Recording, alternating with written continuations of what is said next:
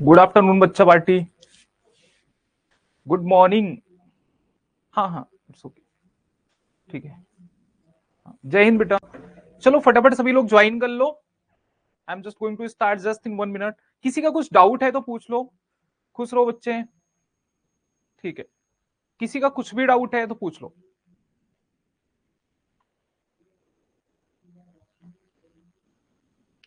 ठीक है, I don't think किसी का कोई डाउट है। आई एम फाइन बेटा। गुड आफ्टरनून, जय हिंद सभी को, जय Hind, good evening, good morning.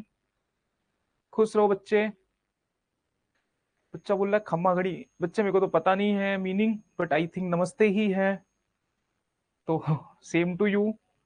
Sir कल वाली क्लास अपलोड नहीं हुई है, ठीक है मैं चेक करवा लूंगा। ठीक है, ऐसा कुछ भी इशू आता है ना कि कुछ बच्चे बोल रहे हैं जिसको नोट्स नहीं मिल रहा है क्लासेस का, अगर कुछ इशू है अपलोड नहीं हुई है तो एक बार कॉल कर लिया करो।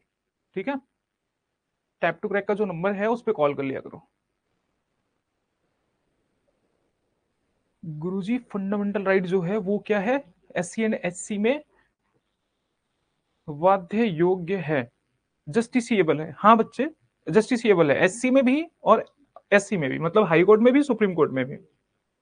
लेकिन हाई कोर्ट जब आप जाओगे तो वो आर्टिकल 226 के अंतर्गत जाओगे, मतलब जिस आर्टिकल के तहत आप जाओगे हाई कोर्ट वो फंडामेंटल राइट नहीं है। बाकी फंडामेंटल राइट के परिप्रेक्ष्य में आप हाई कोर्ट भी जा सकते हो। बच्चों का सब ठीक चल रहा है? जय हिंद बेटा। ठीक है, तो now we are just going to start. Sir मैंने एक क्वेश्चन भेजा था। हाँ कुछ बच्चों का ना डाउट था, सबसे पहले मैं वो क्वेश्चंस ले लेता हूं। Just 1 second, just give me time. ठीक है, मेरी बात ध्यान से सुनो, मुझे भाई कुछ डाउट्स लेने दो।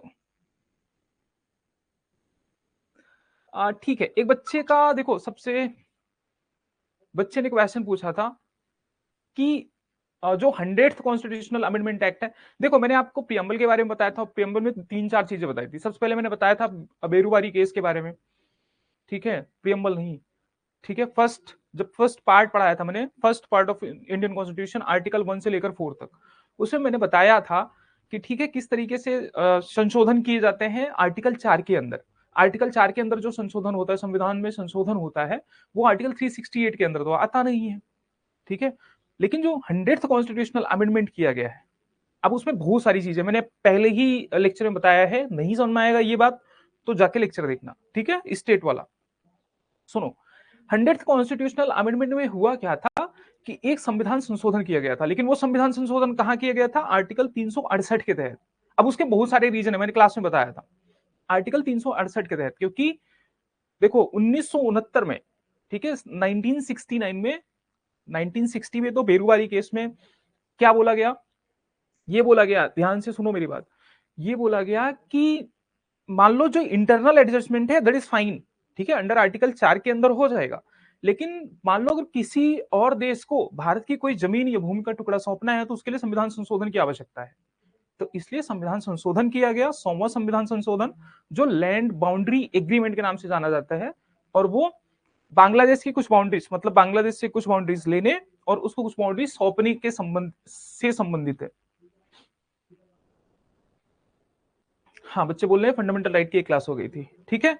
तो बच्चे का 1969 में क्या कहा था? एक 1969 में आपको याद करने की कोई जरूरत नहीं है, ठीक है। 1969 में एक हियरिंग के दौरान जो सुप्रीम कोर्ट है उसने कहा था कि एग्जीक्यूटिव ऑर्डर के द्वारा भी, मतलब अगर मान लो कोई बाउंड्री, छोटा मोटा बाउंड्री विवाद है, कोई बाउंड्री डिस्प्यूट है भारत में या किसी अन्य, भारत का किसी अन्य देश के साथ में, तो छोटा मोटा बाउंड्री इश्यू है, डिस्प्यूट है, तो उसको हम एग्जीक्यूटिव ऑर्डर से ही बदल सकते हैं। अब एग्जीक्यूटिव ऑर्डर क्या होता है? मतलब नॉर्मल से एक ऑर्डर निकाल के, एक रूल्स एंड रेगुलेशन मैंने आपको बताया था अच्छे से, ठीक है। तो गुड इवनिंग बच्चे। एक और बच्चा था हमारा ना, उसको तो पहले मैं मारूंगा पकड़ के। वो बच्चा सुनो पहले, देखो उस बच्चे ने मैसेज किया था, मतलब आप डाउट रेज कर सकते हो। तो बच्चे ने डाउट ये रेज किया था कि मैंने ये बताया है क्लास में कि भारत जो है वो, मैंने क्या बताया था, इंडिया और यूएसए के, इंडिया और यूएसए के जो प्रोविंसेस हैं, प्रोविंसेस मतलब जो प्रांत हैं, मतलब जो एक सेंट्रल गवर्नमेंट हो गई और दूसरे स्तर पे कौन है, राज्य हो गए। तो जो राज्य है ना, भारत में राज्य अविनाशी नहीं है, भारत में राज्य डिस्ट्रक्टिबल है, मतलब विनाशी राज्य। तो भारत विनाशी राज्यों का अविनाशी संघ है, यही बताया था। अरे पूरी क्लास में यही पढ़ाया है, ठीक है। और बच्चा बोल रहा है नहीं गुरुजी अविनाशी राज्य बता दिए। अरे अविनाशी राज्य तो अमेरिका के हैं, अमेरिका के राज्यों की बाउंड्री परिवर्तित नहीं की जा सकती। इसलिए क्लास में जब भी क्लास अटेंड करो तो ध्यान से करो, ठीक है। किसी को और कुछ डाउट है तो पूछ लो, और किसी का कुछ भी डाउट रहता है ना तो पूछा करो,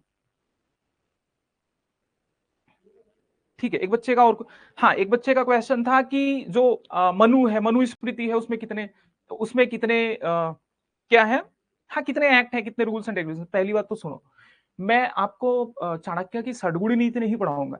मैं मनु में जो 18 कुछ बोलते हैं कि 7 मौलिक एलिमेंट्स हैं, मौलिक तत्व है, और 18 कानून है, तो मैं वो नहीं पढ़ाऊंगा, और वो आएगा भी नहीं। पढ़ना क्यों है आपको, बहुत ज्यादा एक्स्ट्रा पढ़ना, मतलब मैं 1% बच्चे की वजह से 99% बच्चों का नुकसान नहीं कर सकता, ठीक है। मैं आपको षड्गुण नीति और मंडल थियरी अगर पढ़ाने लग गया ना कौटिल्य के, मैं आपको ये भी पढ़ा सकता हूं कि कौटिल्य नाम का कोई पर्सन था नहीं, बुक्स कैसे कंपाइल हुई, ये क्या है क्या नहीं, इंडियन पॉलिटिकल थॉट सच में एग्जिस्ट करता है कि नहीं। भाई मैं, मुझे क्यों पढ़ाना, समझो।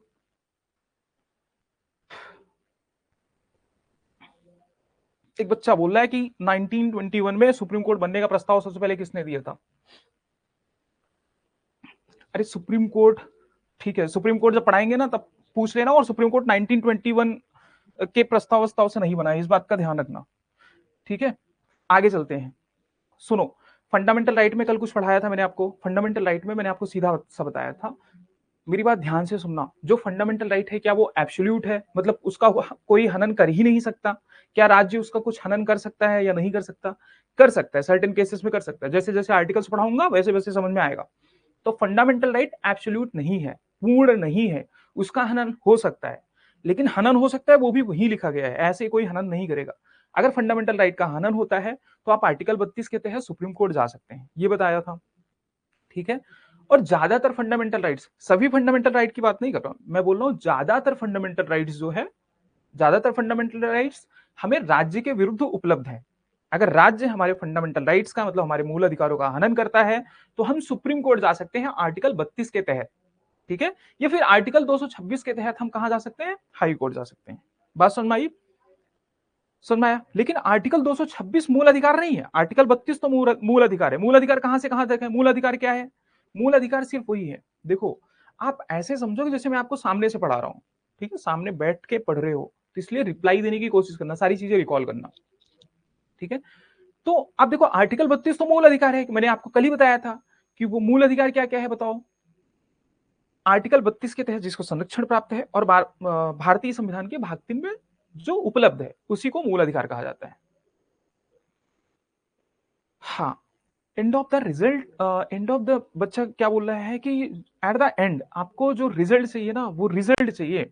आपको मनुस्मृति और फलाना स्मृति ढिमकाना स्मृति नहीं पढ़नी, मैं आपको अरविंदो घोष का स्पिरिचुअल नेशनलिज्म नहीं पढ़ाने लग जाऊंगा, आप समझो। मतलब आप जो सोच रहे हो ना मनुस्मृति और बाकी चीजें वो छोड़ दो, उसको भूल जाओ। मतलब मैं पढ़ाने को तो 250 क्लास लगानी पड़ जाएंगी, ठीक है, पॉलिटिकल साइंस के लिए। सुनो, और कल मैंने आपको सिंपल सा कुछ चीज बताया था, आर्टिकल 12 के बारे में बताया था, आर्टिकल 12 में सिर्फ 4 चीजें बताई थी, ठीक है। अच्छा ये बताओ, सिंपल सा क्वेश्चन आ गया, स्टेटमेंट आ गया कि जो हमारा फंडामेंटल राइट है वो राज्य की मनमाना शक्तियों के अगेंस्ट है, मनमाना शक्तियों के विरुद्ध है, या राज्य के विरुद्ध है, तो सही है। सभी फंडामेंटल राइट्स नहीं, लेकिन अगर नॉर्मल आ जाए फंडामेंटल राइट्स, देखो यही तो संविधान है, जैसे यही तो संविधान है। आर्टिकल मैंने बताया 15 क्लॉज 4 में, 15 क्लॉज 3 में, 15 क्लॉज और 4 में, 5 में, 6 में, सब में दिया गया है कि हाँ वीमेन्स एंड चिल्ड्रन के लिए राज्य जो है प्रावधान बनाएगा, SC socially educationally and backward classes के लिए बनाएगा, एससी एसटी के लिए प्रावधान बनाएगा। आर्टिकल 15 क्लॉज 6 में, 16 क्लॉज 6 में ये दिया गया है कि ईडब्ल्यूएस के लिए प्रावधान बनाएगा। लेकिन उसके बाद भी आपको ये समझ में आएगा कि कल मैंने पूछा था ना कि आपको ये समझ में आया कि इतने सारे प्रावधान हैं, इवन आर्टिकल 15 क्लॉज 6 में, ये 16 क्लॉज 6 में तो ये भी लिखा गया है कि 10% से ज्यादा रिजर्वेशन नहीं मिलेगा। अब आप मुझे ये बताओ, जब रिजर्वेशन उसमें लिखा गया फिर भी फंडामेंटल राइट नहीं है, क्योंकि लिखने की लैंग्वेज वैसी है। समझ में आया, ठीक है, धीरे धीरे चीजें समझ में आएंगी, टेंशन मत लो। हाँ ठीक है, अब सुनो, हाँ, बच्चे बता भी रहे हैं एकदम बढ़िया से, ये बच्चे बता रहे हैं। देखो, तो आर्टिकल 12 में 4 चीजें बताई थी, बच्चे कमेंट भी कर रहे हैं। कौन कौन सी चीजें थी? पहला, राज्य में कौन आएगा? सेंट्रल गवर्नमेंट आएगा या फिर पार्लियामेंट, मतलब सेंट्रल या फिर मतलब और, तो सेंट्रल गवर्नमेंट आता है और पार्लियामेंट भी आता है। फिर राज्य सरकार मतलब स्टेट गवर्नमेंट आता है और स्टेट लेजिस्लेटिव भी आता है। जो तीसरा पॉइंट था उसमें लिखा था लोकल अथॉरिटीज। ठीक है, जो चौथा पॉइंट था उसमें लिखा था अदर अथॉरिटीज। तो अदर अथॉरिटीज में अब देखो, सबसे ज्यादा डाउट आपको कहां आएगा? अदर अथॉरिटीज में। मैं ऐसे ही ऊपर से पढ़ा पढ़ा के निकल जाऊं ना तो आपको लगेगा गुरुजी बहुत अच्छा पढ़ाते हैं, सब कुछ समझ में आता है। मुझे पता है आपको दिक्कत कहां आएगी, अदर अथॉरिटीज में फंसोगे। अब अदर अथॉरिटीज में वो सुप्रीम कोर्ट अपना टाइम टाइम पे बताता रहेगा, उसके लिए टेंशन नहीं लेना। अभी क्या है, अभी आप ये समझो सिर्फ और सिर्फ सुप्रीम कोर्ट ने, सुनो पहले, अभी सिर्फ और सिर्फ जो सुप्रीम कोर्ट है, जस्ट 1 सेकंड ना, मैं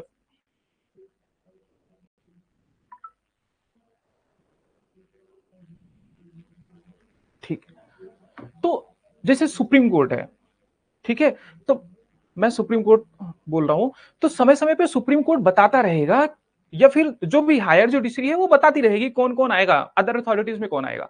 तो मैंने आपको बताया कि जैसे जो कोर्ट है, कोर्ट जब न्यायिक फैसले सुनाएगा तो वो राज्य नहीं है, लेकिन जब वो प्रशासनिक कार्य करेगा, जब एडमिनिस्ट्रेटिव कार्य करेगा, मतलब एग्जीक्यूटिव कार्य करेगा, तो वो राज्य की श्रेणी में आएगा। इसी तरीके से मैंने बताया कुछ प्राइवेट कंपनीज भी हो सकती है, जैसे टीसीएस का एग्जांपल दिया था, मतलब जिस पर सरकार का गहरा नियंत्रण हो। ठीक है, डीप एंड परवेसिव कंट्रोल बताया था, मोनोपोलिस्टिक इन नेचर हो, मतलब एक ही कंपनी कोई एक कार्य कर रही हो, तो बस यही सारी चीजें बताई थी, इसके अलावा और कुछ नहीं बताया था। फंडामेंटल राइट, ऐसा क्वेश्चन आ जाए कि जो फंडामेंटल राइट है, जो भारतीय संविधान में उपलब्ध व्यक्तियों को जो मूल अधिकार है, मूल अधिकार किसको उपलब्ध है? हमें कि राज्य को? मूल अधिकार हमें उपलब्ध है। किसके विरुद्ध उपलब्ध है? ज्यादातर राज्य के विरुद्ध है और व्यक्तियों के विरुद्ध भी है। समझ में आया? ज्यादातर राज्य के विरुद्ध है और व्यक्तियों के विरुद्ध है। ठीक है, ये बोल दिया जाए कि जो फंडामेंटल राइट्स है वो हमारी रक्षा करता है, किसके विरुद्ध? टोटलिटेरियन स्टेट के विरुद्ध, अथॉरिटेरियन स्टेट के विरुद्ध। तो सही है, रक्षा करता है। डिक्टेटरशिप के खिलाफ रक्षा करता है, बिल्कुल। राज्य डिक्टेटरशिप नहीं हो सकता, मनमानी नहीं कर सकता, बिल्कुल। बहुत अच्छा। बच्चे कुछ कमेंट कर रहे हैं तो अच्छा लगता है जब वो कमेंट करते हैं, एकदम बिल्कुल रेलेवेंट कमेंट करते हैं। ठीक है, आर्टिकल 13 में मैंने आपको कुछ बताया था, थोड़ा सा बताया था मेरे ख्याल से, कुछ है ही नहीं आर्टिकल 13 में, मैं आपको बता रहा हूं वापस से। सुनो बच्चे, आर्टिकल 13 में एकदम सिंपल सा है। ठीक है, आर्टिकल 13 अगर नॉर्मल देखोगे तो इसमें कहता है कि नो लॉ क्या वॉयलेट, मैंने बोला जहां भी फंडामेंटल राइट लिखूंगा ना, मतलब एफआर लिखूंगा फंडामेंटल राइट्स में, मतलब कि कोई भी ऐसा लॉ, कोई भी ऐसा क्या कानून, कोई भी कानून फंडामेंटल राइट का, चाहे वो पोस्ट कॉन्स्टिट्यूशनल लॉ हो, चाहे वो प्री कॉन्स्टिट्यूशनल लॉ हो, वो फंडामेंटल राइट को वायलेट नहीं कर सकता। समझ में आया?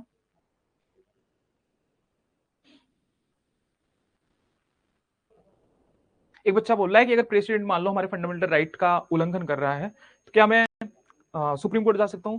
बिल्कुल जा सकते हो। उसका रीजन है कि प्रेसिडेंट तो मतलब अपने पर्सनल रीजन से तो करेगा नहीं। ठीक है, तो अगर वो फंडामेंटल राइट का उल्लंघन करता है तो बिल्कुल जा सकते हो। समझ में आया? राज्य समझ गए? सिंपल भाषा में ये समझो, अगर आपको अभी तक कुछ भी नहीं समझा, बहुत अच्छी बात, कोई दिक्कत नहीं। सिंपल भाषा में ये समझो, जो भी सरकारी है, जो भी गवर्नमेंटल है, वो क्या है? बताओ, वो क्या है? वो है राज्य है, मतलब वो स्टेट है, और उसके खिलाफ आपको सारे फंडामेंटल राइट्स उपलब्ध हैं। समझ में आया? समझ में आया या नहीं आया? बस इतना है। अब मतलब एक्सेप्शन लेके मत आना। ठीक है, आप एक्सेप्शन बीसीसीआई को मत उठा लाना। अब सुनो, अब इसका क्लॉज 1 कहता है, सुनो, इसका जो क्लॉज 1 है वो बोलता है कि मान लो अगर कोई प्री कॉन्स्टिट्यूशनल लॉ है,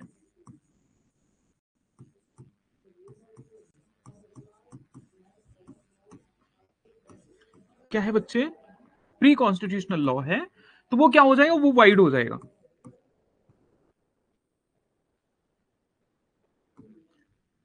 देखो, मैंने इस लिखा सारा है तो पूरा नहीं लिखूंगा, जितना आपको याद कराना है बस उतना लिखूंगा। ठीक है, एक बच्चे ने बोला था कि सर से बोल दो कि वो लिख के पढ़ाया करें। लिख के पढ़ाऊंगा ना तो 100 क्लासेस लग जाएंगी। सुनो, तो पहला क्लॉज क्या कहता है, 13 क्लॉज। देखो आर्टिकल 12 में क्लॉज व्लॉज कुछ नहीं था, वो 4 पॉइंट थे, वो 4 चीजें बोलता है। लेकिन आर्टिकल 13 में क्लॉज है 4। अब वो 4 क्लॉजेस देखो, तो पहला क्या बोलता है कि आर्टिकल 13 क्लॉज 1। अब आपको क्लॉज लॉज याद नहीं करना है, मैंने क्या बताया, अगर सिर्फ क्लॉज ही पढ़ाना होता, ठीक है, सिर्फ आर्टिकल ही पढ़ाना होता तो बहुत आसान था, आराम से पढ़ा के खत्म कर देते, और उससे क्वेश्चन पूछा ही नहीं जाता। मुश्किल से 2 4 5 साल में एक आध क्वेश्चन पूछा जाता है सीधे आर्टिकल से, ठीक है। आप ये मत बोलना कि आर्टिकल 32 आर्टिकल 14 ये तो पूछा ही जाएगा, ये तो सिंपल है। तो उसके पीछे रीजन समझना है जो आर्टिकल्स दिए गए हैं, ध्यान से समझो। तो बेटा क्लॉज 1 क्या कहता है कि जो प्री कॉन्स्टिट्यूशनल लॉ है, क्या बोलता है कि जो प्री कॉन्स्टिट्यूशनल लॉ है, अगर वो फंडामेंटल राइट्स के अगेंस्ट जाता है,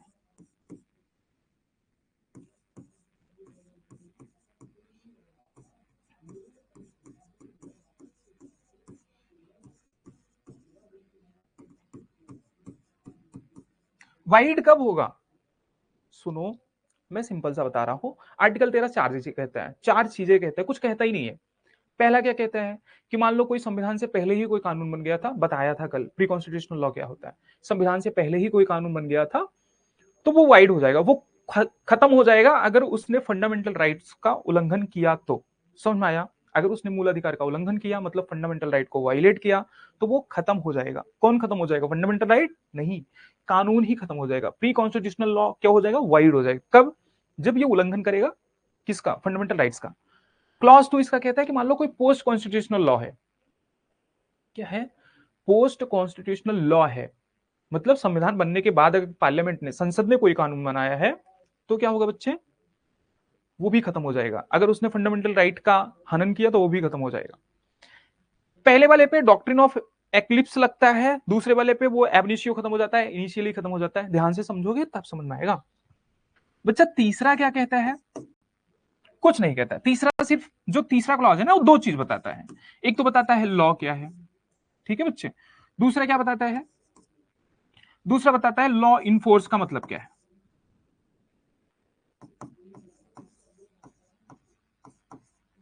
देखो कितना सिंपल है। क्या बोला, संविधान से पहले कोई कानून बना तो वो खत्म हो जाएगा अगर फंडामेंटल राइट का उल्लंघन किया, ठीक है। दूसरा क्लॉज बोला कि अगर मान लो संविधान बनने के बाद, हिंदी भी लिखा है मैंने, कोई इशू नहीं, ठीक है। देखो यहां पे शब्द मैंने जानबूझ के वही उठाए हैं, देखो ध्यान दो। मान लो अगर राज्य ऐसा कोई कानून बनाता है, ठीक है, क्या लिखा है कि राज्य कोई ऐसा कानून बनाए जो इस भाग द्वारा प्रदत्त अधिकारों को छीनता है। कौन से भाग द्वारा, भाग 3 द्वारा, या उनमें कोई कमी करता है, मान लो उसको थोड़ा सा एवरेज करता है, कम करता है, मान लो छीनता है। छीनता कब है, जब पूरा का पूरा राइट्स ही ना लागू हो। और हनन भी कर सकता है, थोड़ा बहुत हनन कर सकता है उस, आपका मान लो आर्टिकल 15 में कोई राइट्स है, मान लो आपके सारे अधिकार नहीं खत्म करता, थोड़े से अधिकार खत्म करता है, तो वो भी तो खत्म करता है ना। तो फिर क्या हो जाएगा, उल्लंघन करता है तो वो एक सीमा तक शून्य हो जाएगा। कहां तक शून्य होगा, कौन शून्य होगा, शून्य मतलब खत्म हो जाएगा, ये शून्य वून्य कुछ नहीं होता, तो खत्म हो जाएगा। तो इससे अच्छा है कि आप यहां समझो, मैंने क्या बोला कि अगर संविधान बनाने से पहले का कोई कानून है और उसने फंडामेंटल राइट का उल्लंघन किया तो वो क्या हो जाएगा, खत्म। कौन, ये कानून खत्म हो जाएगा, समझो। दूसरा पॉइंट मैं क्या बोल रहा हूं कि मान लो संविधान बनाने के बाद कोई कानून बना और वो फंडामेंटल राइट का उल्लंघन करता है तो वो भी क्या हो जाएगा, खत्म हो जाएगा। अब तीसरा क्लॉज ये बताता है कि जो लॉ है, लॉ क्या है, वो बोल रहा है कि लॉ कुछ भी है। कुछ भी मतलब जो कानून, जो, देखो बता रहा हूं ध्यान से सुनना, तो क्या बोल रहा है लॉ क्या है, ऑर्डिनेंस है, और क्या है बेटा, रूल्स, रेगुलेशंस,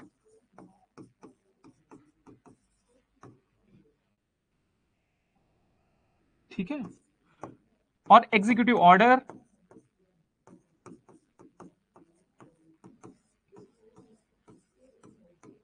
एक्सेट्रा। अब एक्सेट्रा में क्या है, लिख दे रहा हूं नहीं तो भूल जाओगे। तो ऑर्डिनेंसेस है, रूल्स है, रेगुलेशंस है, एग्जीक्यूटिव ऑर्डर्स है, बाई लॉज है बेटा, कस्टम्स है। क्या है, बाई लॉज और कस्टम्स भी है। ध्यान से देखो क्या है, देखो ध्यान से कि क्या है इसमें, ऑर्डिनेंसेस है, ऑर्डर है, बाई लॉ है, रूल है, रेगुलेशंस है, नोटिफिकेशंस है, कस्टम्स है, ये फिर असेस, कस्टम असेस एक ही है, ठीक है। तो अब सुनो, जो भारत की टेरिटरी के अंदर लागू है, ठीक है, आर्टिकल 1 मतलब आर्टिकल 13 क्लॉज 1 क्लॉज 2 समझ में आया। अब वही बता रहा है कि जो उसमें लॉ दिया गया है ना, क्लॉज 2 में लॉ दिया गया है कि मतलब कोई भी कानून, मान लो पार्लियामेंट बनाता है कोई भी कानून, तो वो क्या हो जाएगा,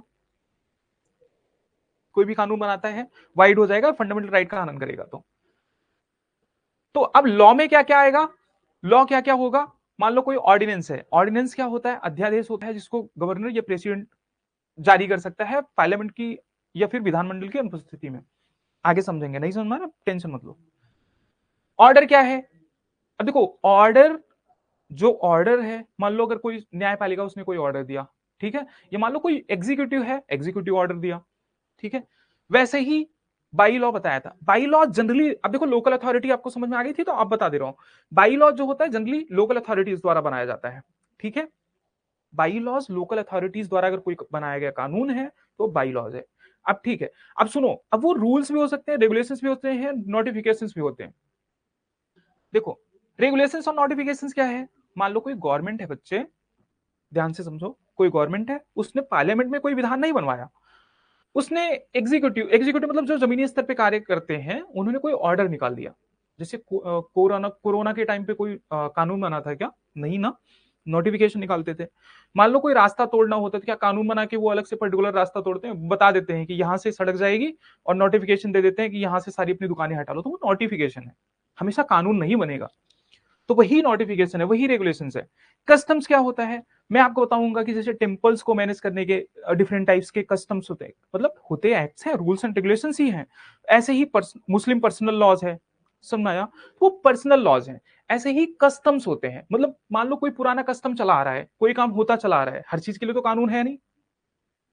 जिंदगी में सब कुछ करने के लिए आप कानून से, कानून की किताब से या संविधान के अनुसार ही तो नहीं करते। पानी पीना तो संविधान में बताया नहीं गया है, फिर भी पीते हैं ना। तो वैसे मान लो कोई काम होता चला रहा है, लेकिन मान लो पानी पीने की वजह से कल को कोई दिक्कत हो गई फंडामेंटल राइट पे, एक बात बता रहा हूं मैं समझाने के लिए, तो क्या होगा, तो वो कस्टम्स खत्म हो जाएगा, पानी पीना नहीं, कस्टम्स खत्म हो जाएगा। समझ में आया। तो इसमें दो चीज बताई है, और लॉ इनफोर्स बताया है। तो क्या बताया है बच्चे, तो ये सारी चीजें बताइए, ordinances, rules, regulations, executive orders, bylaws, customs, uses. अब सुनो, और लॉ इन्फोर्स का मतलब इसने बताया है कि मान लो कोई संविधान पूर्व, अब यहां प्री कॉन्स्टिट्यूशन दिया है, आपको लगेगा लॉ इन्फोर्स का मतलब जो मैंने बताया था ना, law of land, law of land जो भी होता है इसको लॉ इन्फोर्स बोलते हैं। मतलब भारत की भूमि पर कोई भी कानून जो लागू होता है उसको क्या बोलेंगे बताओ, उसको बोलेंगे क्या, लॉ इन्फोर्स। लेकिन इस आर्टिकल में क्या दिया गया है वो समझो, मान लो कोई प्री, बच्चे कोई प्री कॉन्स्टिट्यूशनल लॉ है, ठीक है, और वो इनफोर्स है, इनफोर्स मतलब लागू हो गया,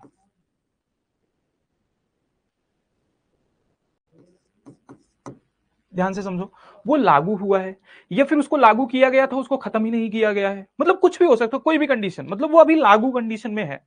मतलब संविधान बनने से पूर्व कोई भी कानून अगर वो लागू कंडीशन में है तो उसको लॉ इनफोर्स बोला जाएगा। और लॉ क्या है, ये सारी चीजें, बस इतनी ही है और कुछ नहीं।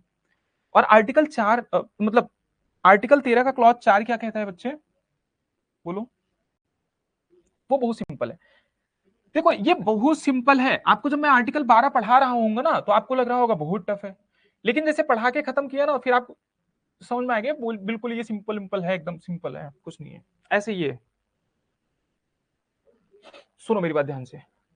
तो इसका क्लॉज 4 क्या कहता है, ठीक है, बोलता है कि अमेंडमेंट, अगर मान लो अमेंडमेंट कर रहे हो,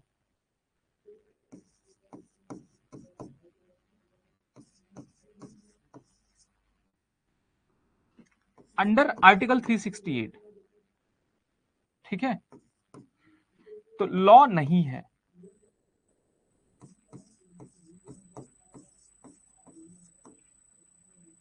क्या है, लॉ नहीं है। समझ में आया, मेरी बात ध्यान से समझो, इसको 24th कॉन्स्टिट्यूशनल अमेंडमेंट एक्ट से ऐड किया गया था, ठीक है,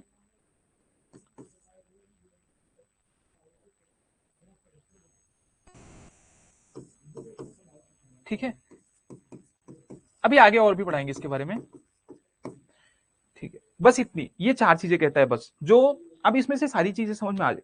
अब आप पूछोगे ये लॉ नहीं है, ये क्या बीमारी है? मतलब आपको तो ये समझ में आता है बच्चे, आपको क्या समझ में आता है मैं बताता हूँ। आपको तो ये समझ में आता है कोई भी कानून बनेगा, चाहे पार्लियामेंट बनाए चाहे लेजिस्लेटिव बनाए, सब लॉ है, सभी कानून है, आपको यही समझ में आता है। लेकिन ये बोल रहा है कि ये लॉ नहीं है। आर्टिकल 13 के हिसाब से बता रहा हूं, क्योंकि आपने आज तक तो राज्य भी इसके बारे में नहीं पढ़ा था, लेकिन पार्ट 3 पे तो लागू होगा, जो वो राज्य डिफाइन किया है आर्टिकल 12 में। और कानून क्या है? आर्टिकल मतलब भाग 3, भारतीय संविधान के भाग 3 के लिए कानून क्या है? क्या है? जो यहां दिया गया है बस वही है। संविधान संशोधन द्वारा अगर मान लो कोई विधि बनती है, कोई कानून बनता है, तो वो लॉ की कैटेगरी में नहीं आएगा। कौन सा लॉ? जो आर्टिकल 13 में लिखित है, 13 में उल्लिखित है। इस बात को समझो, धीरे धीरे और समझ जाओगे। जो कि हाँ, एक बच्चा कह रहा है कि आर्टिकल 13 में राज्य द्वारा ऐसा कोई कानून नहीं बनाया जाएगा, ठीक है, ऐसा कोई कानून नहीं बनाया जाएगा जो फंडामेंटल राइट को वायलेट करे। बस इतना ही है और कुछ नहीं है। चार चीजें हैं। मतलब देखो सिंपल सा है कि प्री कॉन्स्टिट्यूशनल लॉ क्या है बताओ। इसमें क्या दिया है कि मान लो अगर कोई प्री कॉन्स्टिट्यूशनल लॉ बन गया, मतलब संविधान बनाने से पूर्व ही अगर कोई कानून है, तो वो उस हद तक रद्द हो जाएगा। किस हद तक?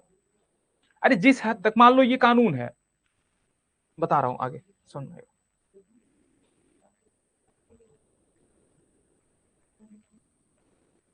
ठीक है, मान लो ये कोई कानून है, ये प्री कॉन्स्टिट्यूशनल कानून है, मैं आपको सिर्फ समझा रहा हूं, प्री कॉन्स्टिट्यूशनल लॉ है और ये मूल अधिकार है। तो बताओ इस हद तक ये वायलेट कर रहा है ना, तो सिर्फ इतना खत्म होगा, ये नहीं कि पूरा का पूरा कानून खत्म हो जाएगा। किस हद तक खत्म होगा? बस इतना ही खत्म होगा। तो अगर इतना खत्म हो जाएगा, ध्यान से देखो, तो ये कानून इतना खत्म हो जाएगा, ठीक है, और ये आपका फंडामेंटल राइट पूरा बच जाएगा। समझ में आया? उस हद तक खत्म हो जाएगा, मतलब समझ में आया? ठीक है, मैं आर्ट में बहुत बुरा हूं, मुझे यहां से इमेज ले लेना था। समझ में आई बात? ठीक है, अब आगे बढ़ते हैं। देखो, तो ये सिर्फ चार चीजें थी। वन समझ में आया? टू समझ में आया? थ्री में कुछ नहीं है। थ्री में सिर्फ ये बता रहा है कि लॉ क्या है और लॉ इन्फोर्स क्या है, वो भी समझ में आ गया होगा। लॉ क्या है? एग्जीक्यूटिव ऑर्डर है, ठीक है, कोई भी एग्जीक्यूटिव ऑर्डर है, नोटिफिकेशन है, रेगुलेशन है, कस्टम्स है, यूजेस है, ये सारी चीजें, बाई लॉस है, ठीक है।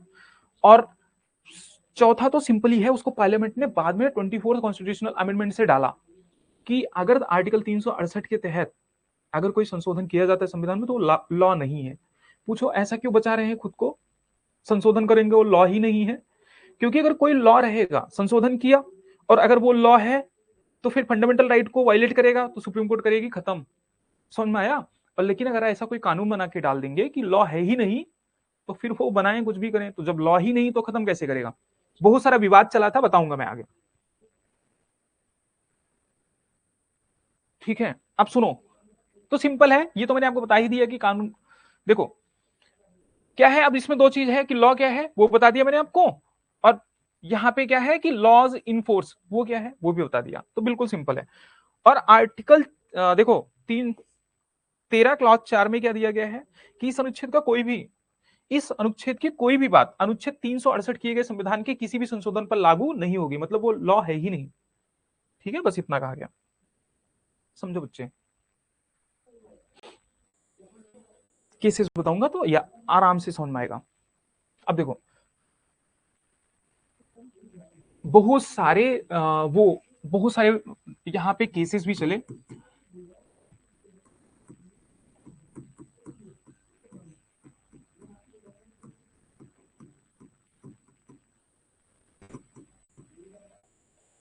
फंडामेंटल राइट में आराम से ऊपर ऊपर बता के निकल जाता, लेकिन दिक्कत ये है ना कि जो तुम पढ़ना चाह रहे हो वहां से क्वेश्चन बनेंगे नहीं, क्योंकि आर्टिकल से क्वेश्चन बहुत कम बनते हैं। ठीक है, डिफरेंट, देखो वीकाजी नारायण, अब यहाँ पे लिख दो इस वर्सेस, यहाँ पे स्टेट ऑफ एमपी है, ये केस आया 1955 में। ये 13 क्लॉज 1 के संबंध में आ रहा है, मैं बता रहा हूं। मैं सुनो बच्चे, एक होता है डॉक्ट्रिन ऑफ एक्लिप्स। क्या होता है? बहुत अच्छे से समझना।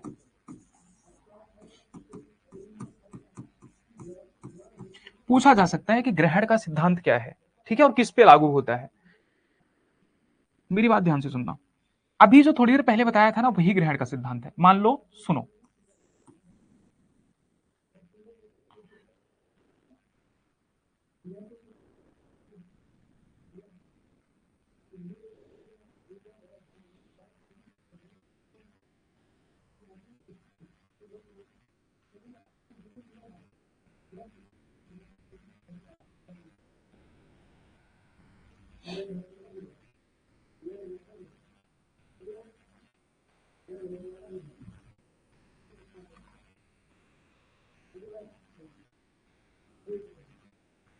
बच्चे ध्यान से सुनना।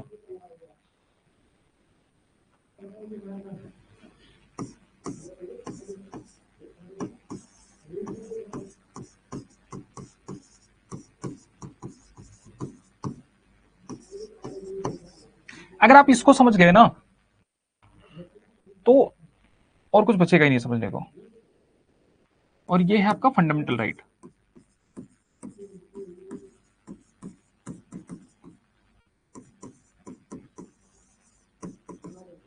मैं आपको टोटल 4 केस बताऊंगा, एकदम सिंपल, एकदम सिंपल, ठीक है।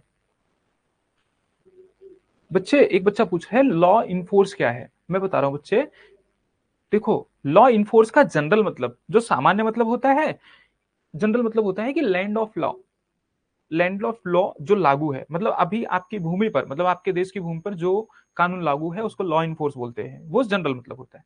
आर्टिकल 13 के अंदर लॉ इनफोर्स का मतलब ये है कि संविधान बनने से पूर्व मान लो अगर कोई कानून है वो लागू था और वो रिपील हुआ ही नहीं है, मतलब अभी भी लागू है, तो वो होता है लॉ इनफोर्स, बस, ठीक है। इससे ज्यादा समझने की जरूरत नहीं। अब सुनो, अब देखो डॉक्ट्रिन ऑफ एक्लिप्स क्या होता है। एक्लिप्स सभी समझते होंगे, एक्लिप्स क्या होता है, ठीक है। आपने बहुत पढ़ा होगा कि पृथ्वी और सूर्य के बीच में चंद्रमा आ जाए, ठीक है, या फिर चंद्रमा और सूर्य के बीच में पृथ्वी आ जाए, ठीक है। आपने सूर्य ग्रहण और चंद्र ग्रहण तो पढ़ा ही होगा, लेकिन क्या वो हमेशा बना रहता है, हट जाता है ना। तो बस वही इतना समझना और कुछ नहीं। मान लो ये फंडामेंटल राइट है और ये प्री कॉन्स्टिट्यूशनल लॉ है। प्री कॉन्स्टिट्यूशनल लॉ मतलब, जब प्री कॉन्स्टिट्यूशनल लॉ मतलब संविधान बनने से पूर्व किसी ने कोई कानून बनाया होगा तो उसको पता ही नहीं होगा ना कि संविधान कैसा है, उसको नहीं पता होगा, उसने कानून बना दिया, लेकिन उस टाइम कानून बना दिया, आज ये फंडामेंटल राइट को ब्रीच कर रहा है। ध्यान से समझना, फंडामेंटल राइट को ब्रीच कर रहा है, तो इस कानून को पूरा खत्म नहीं करेंगे, ये कानून तो रहेगा, लेकिन जो ये ब्रीच कर रहा है ना, ये वाला पार्ट, ये जो ब्रीच कर रहा है बच्चे, ये इनएक्टिव रहेगा। कैसा रहेगा, ये इनएक्टिव रहेगा। इनएक्टिव मतलब ये समझो इस पे एक्लिप्स लग गया है, ये समझो इस पे ग्रहण लग गया है, तो ये क्या रहेगा, इनएक्टिव रहेगा। ध्यान से सुनना, ठीक है। लेकिन अच्छा ये बताओ, अब मैं आपको पहले ही दिन भी ये बता दिया था, कल भी बता दिया था, आज भी बता रहा हूं, फंडामेंटल राइट्स में संशोधन किया जा सकता है। कैसे किया जा सकता है, आर्टिकल 368 के तहत किया जा सकता है, पहली बात। दूसरी बात ये कि फंडामेंटल राइट का संशोधन का मतलब क्या है, कोई भी आर्टिकल खत्म कर दो, ये भी हो सकता है। कोई भी आर्टिकल को थोड़ा सा खत्म कर दो, ये भी हो सकता है। किसी भी आर्टिकल को ऐड कर दो, ये भी हो सकता है। तो संशोधन का मतलब यही होता है। मान लो फंडामेंटल राइट्स में बहुत सारे आर्टिकल्स हैं, मान लो जिस पार्ट को, ध्यान से सुनना, मान लो जिस पार्ट को ये वायलेट कर रहा था वही पार्ट ही खत्म हो जाए कल, ऐसा मान लो, हाइपोथेटिकली बोल रहा हूं, खत्म हो जाए, तो फिर से ये एक्टिव हो जाएगा कि नहीं, फिर तो इसको एक्टिव कर देंगे। बस यही है डॉक्ट्रिन ऑफ एक्लिप्स, बस और कुछ नहीं है। समझ में आया, ये पॉइंट समझ में आया, समझ में आया तो बता दो। बच्चा पूछ रहा है इनएक्टिव, हाँ, अच्छा मैंने गलत लिख दिया, बता दिया करो भाई, ठीक है, इनएक्टिव। समझ में आया। तो बच्चे एक केस आया Bikaji Narayan versus state of, ठीक है, एमपी, मध्य प्रदेश। तो उसमें 1955 में यह कहा गया कि ये जो डॉक्ट्रिन ऑफ एक्लिप्स है ना, ये सिर्फ और सिर्फ प्री कॉन्स्टिट्यूशनल लॉ पे लागू होगा। प्री कॉन्स्टिट्यूशनल लॉ मतलब, ठीक है, ठीक है बच्चे। तो प्री कॉन्स्टिट्यूशनल लॉ का मतलब क्या हुआ, संविधान बनने से पहले जो कानून बन गए थे। और अभी के पोस्ट कॉन्स्टिट्यूशनल लॉ पे क्यों नहीं लागू होगा, पोस्ट कॉन्स्टिट्यूशनल लॉ जिसने, मतलब संविधान बनने के बाद अगर मान लो पार्लियामेंट ने कोई कानून बनाया है और वो फंडामेंटल राइट को ब्रीच कर रहा है ना, तो जुडिशरी क्या बोलती है, न्यायपालिका बोलती है पूरे के पूरे कानून को ही खत्म कर दो। तो doctrine of eclipse post constitutional law पे नहीं लागू होगा, प्री कॉन्स्टिट्यूशनल लॉ पे लागू होगा। बस इतनी सी बात है और कुछ नहीं। पोस्ट कॉन्स्टिट्यूशनल लॉ पे इसलिए लागू नहीं होगा कि जिसने भी कानून बनाया है उसको तो ये पता ही होगा ना कि फंडामेंटल राइट है, और उसको अगर ब्रीच करेगा तो उसको पूरा खत्म कर दो, जड़ से ही खत्म कर दो, बोलता है कि ठीक है वो इनएक्टिव हो जाएगा, एब इनिशियो। समझ में आया? बस इतनी सी बात है और कुछ नहीं। ठीक है, इसके परिप्रेक्ष्य में 4 टोटल केस है। पहला केस है Bikaji Narayan versus state of MP case. दूसरा, कुछ याद ही नहीं करना, बताओ इसमें क्या कहा गया? इसमें कहा गया कि सिर्फ और सिर्फ प्री कॉन्स्टिट्यूशनल लॉ पे डॉक्ट्रिन ऑफ एक्लिप्स लगेगा। डॉक्ट्रिन ऑफ एक्लिप्स कहां लगेगा? बताओ बच्चे।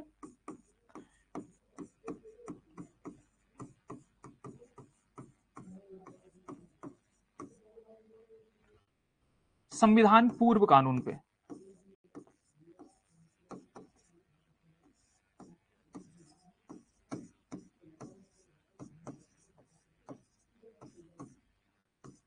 ठीक है, अब सुनो दूसरा केस। दूसरा केस जो था, केस तो यूं याद कराऊंगा मैं, तुम टेंशन मत लो, टेंशन मत लेना, बस ये स्टेटमेंट बना के पूछ ना लिया जाए।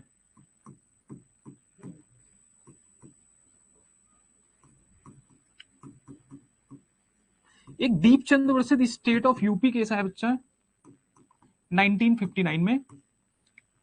ठीक है, इसमें भी सेम कहा गया।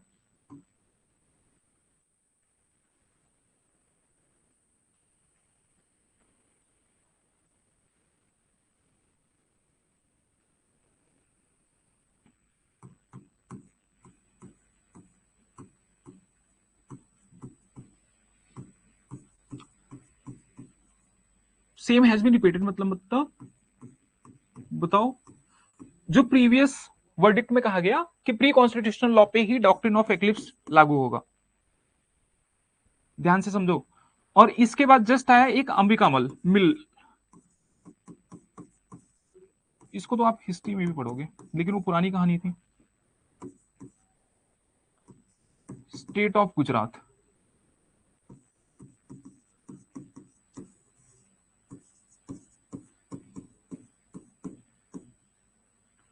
बच्चे हिस्ट्री ना इतना आसान है ना, को उसके लिए तो तुमको टेंशन लेने की जरूरत है ही नहीं। हाँ, तो अलग इसी में कहा गया और कुछ नहीं कहा गया। इसमें बोला कि जो डॉक्ट्रिन ऑफ एक्लिप्स है वो लागू कहां होगा? प्री कॉन्स्टिट्यूशनल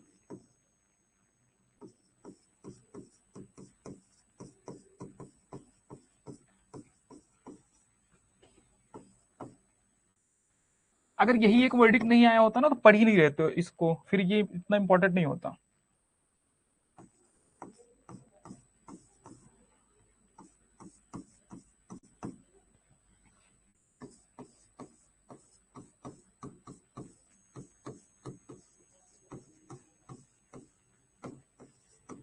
सम...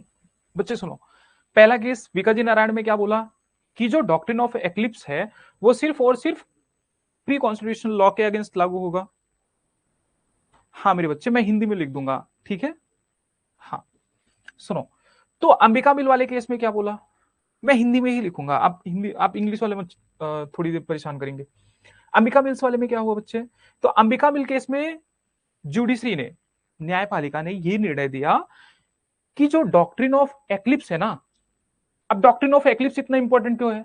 अगर डॉक्ट्रिन ऑफ एक्लिप्स नहीं लगेगा तो वो लॉ इनएक्टिव नहीं होगा, वो लॉ को खत्म ही कर देंगे, असंवैधानिक कर देंगे। समझ में आया? तो इसलिए डॉक्ट्रिन ऑफ एक्लिप्स इतना इंपॉर्टेंट है।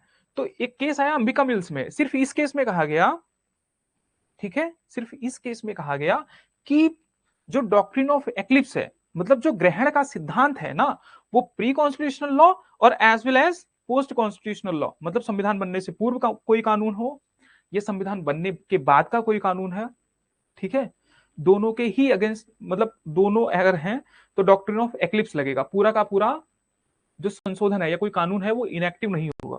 समझ में आया? बता रहा हूं बच्चे, एक बच्चा पूछ रहे हैं,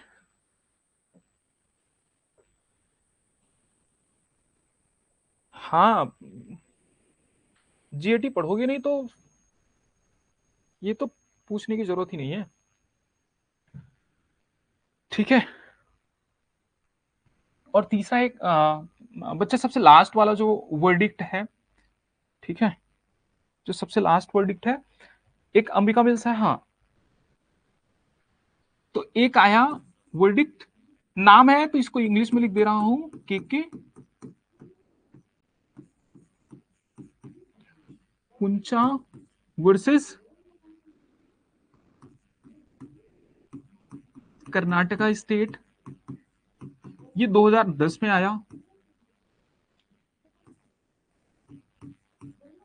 बता रहा हूं क्वेश्चन कैसे आएंगे, और क्वेश्चन तो मैं करवाऊंगा अभी, ठीक है। इसमें बताया गया सिर्फ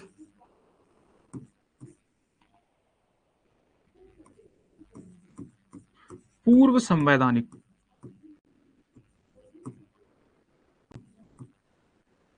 सिर्फ पूर्व संवैधानिक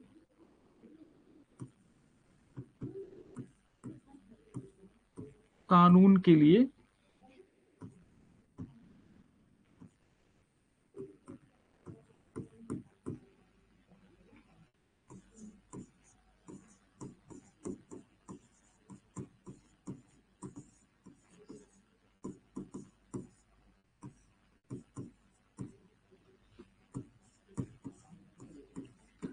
समझ में आया बच्चे?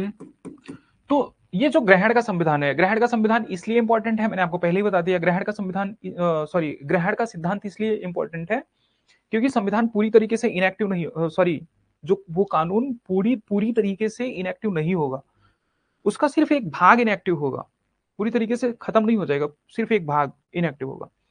अब बच्चे पूछ रहे हैं कि इसमें से क्वेश्चन कैसे बनेंगे। क्वेश्चन सिंपल सा ये पूछ लिया जाएगा कि मान लो ये चारों के चारों वर्डिक्ट दे दिए, प्रश्न ये पूछा जाएगा कि निम्नलिखित में से किस एक न्यायालय के किस एक डिसीजन में यह कहा गया था, न्यायालय के किस एक निर्णय में यह कहा गया था कि डॉक्ट्रिन ऑफ एक्लिप्स मतलब ग्रहण का सिद्धांत सिर्फ और सिर्फ ग्रहण का सिद्धांत संविधान पूर्व और संविधान के बाद वाले कानूनों पर लागू होगा, ठीक है। तो वो कौन सा था, वो अंबिका मिल्स वाला केस था। बाकी के तीन के तीनों कानून में यह कहा गया कि सिर्फ और सिर्फ प्री कॉन्स्टिट्यूशनल लॉ पे लागू होगा डॉक्ट्रिन ऑफ एक्लिप्स, ना कि सभी पे।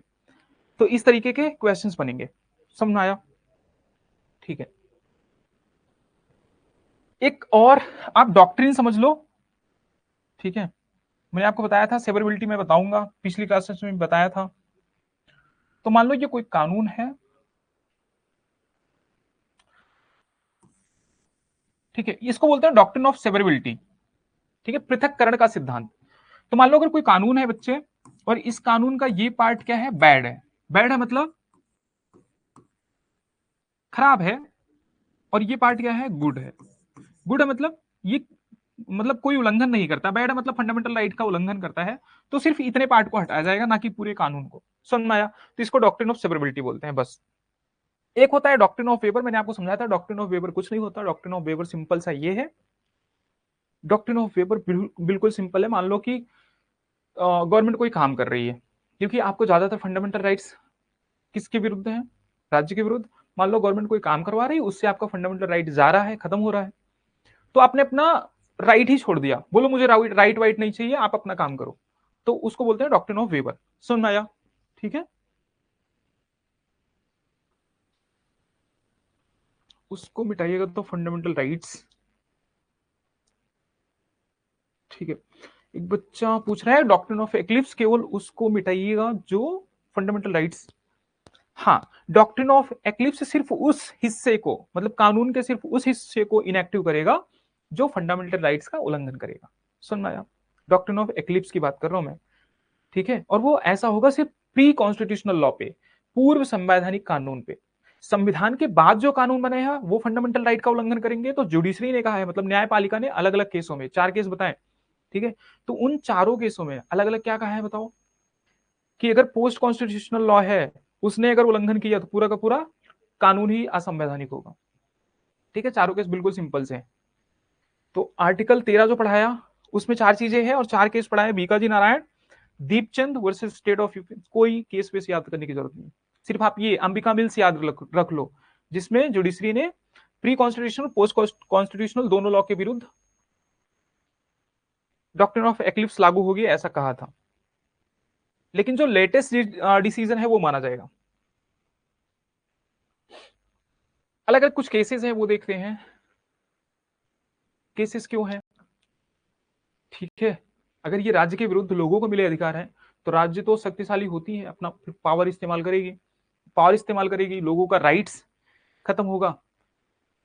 तो डॉक्ट्रिन ऑफ सेवरेबिलिटी दोनों सेम ही लग रहा है, नहीं। एक बच्चा बोल रहा है कि डॉक्ट्रिन ऑफ एक्लिप्स और डॉक्ट्रिन ऑफ सेवरेबिलिटी दोनों एक ही लग रहा है, नहीं है। ठीक है, दोनों सेम नहीं है।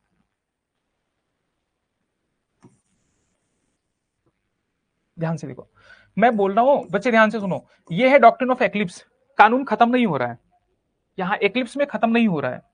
मान लो अगर फंडामेंटल राइट का भी हट गया तो ये फिर से एक्टिव हो जाएगा, लेकिन सेवरेबिलिटी में तो उसको सेवर कर दे रहे हैं, जो खराब कानून है उसको निकाल के फेंक दे रहे हैं, मतलब खत्म कर दे रहे हैं। समझ में आया? तो दोनों एक नहीं है, इस बात का ध्यान रखना। ठीक है, तो ये मेरे ख्याल से रब कर देता हूं मैं, दूसरा पेज ले लूं। सुनो, चंपकम दोरई राजन, सबसे पहले संविधान बन गया, फंडामेंटल राइट्स। अब सुनो, अब मैंने बताया कि राज्य के अगेंस्ट उपलब्ध है आपको, तो राज्य फिर बदमाशियां करेगा।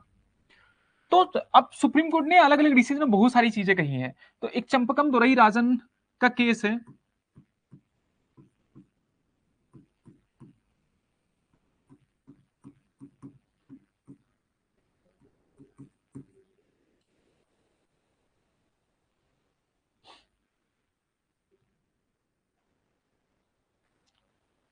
ठीक है। किसी का कुछ डाउट है तब तक तो पूछ लो।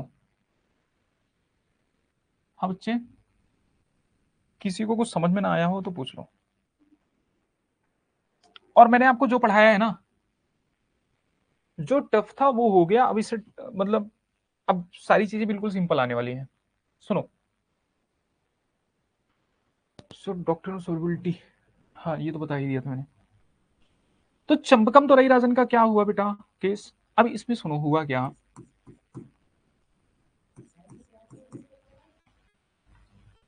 ठीक है, तो इसमें जुडिशरी, इसमें हुआ क्या कि आर्टिकल जो 15 क्लॉज 4 है ना, वो वाला विवाद भी था। उसमें हुआ क्या कि एक पर्सन, मतलब कि एजुकेशनल इंस्टीट्यूशन में, ठीक है, एजुकेशनल इंस्टीट्यूशन में आरक्षण को लेकर थोड़ा सा विवाद हो गया, तो लोग चले गए यहाँ पे, कहाँ पे, सुप्रीम कोर्ट में।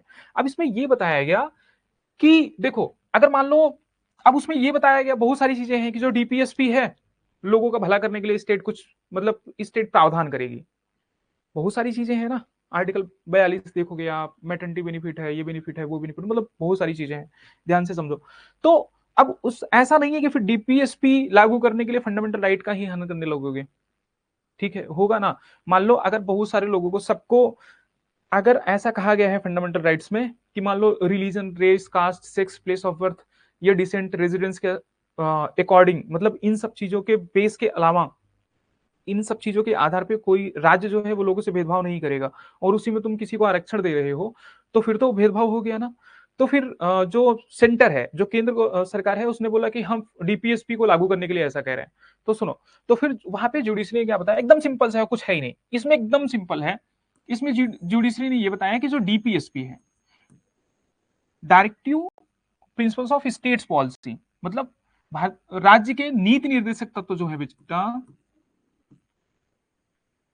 हैज टू कंफर्म, मतलब डीपीएसपी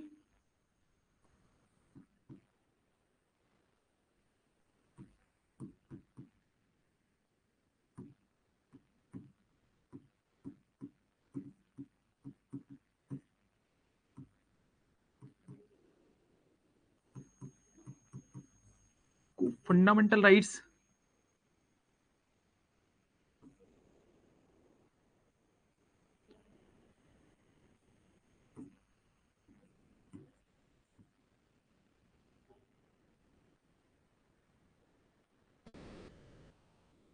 के अधीन रहेगा।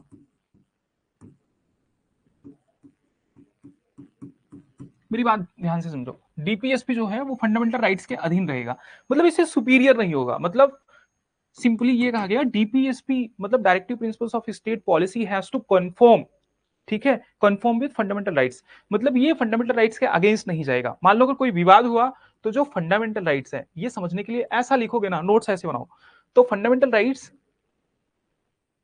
हमेशा डीपीएसपी को सुपरसीड करेंगे। समझ में आया? ध्यान से समझो, कुछ नहीं कहा गया चंपकम तुरई राजन केस में, सिर्फ इतना कहा गया बच्चे, दो चीजें, कि एक तो डीपीएसपी को कंफर्म करना पड़ेगा, मतलब डीपीएसपी को कोई भी कानून बनाते टाइम ये ध्यान रखना होगा कि जो भी डीपीएसपी है वो फंडामेंटल राइट से नीचे ही है, अधीन है। ठीक है। दूसरा, मतलब ये सिंपल सिंपल ये सेम ही चीज है कि फंडामेंटल राइट्स क्या है, सुपरसीड करेगा डीपीएसपी को। इसमें एक बात कही गई, इसमें बात ये कही गई बच्चे, ध्यान से देखो, इसमें बात ये कही गई कि अगर फंडामेंटल राइट में अमेंडमेंट करना है, ठीक है,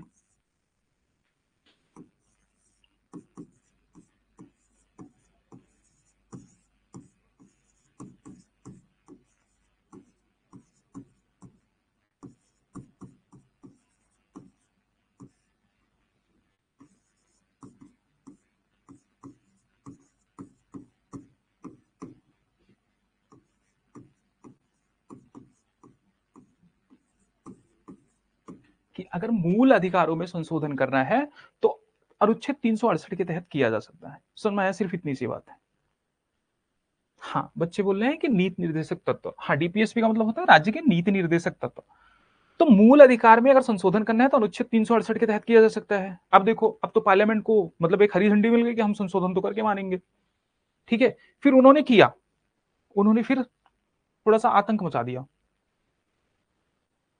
हाँ, तो इन्होंने क्या किया, पार्लियामेंट ने फिर 1959 में क्या किया, कुछ चीजें की, याद रखना।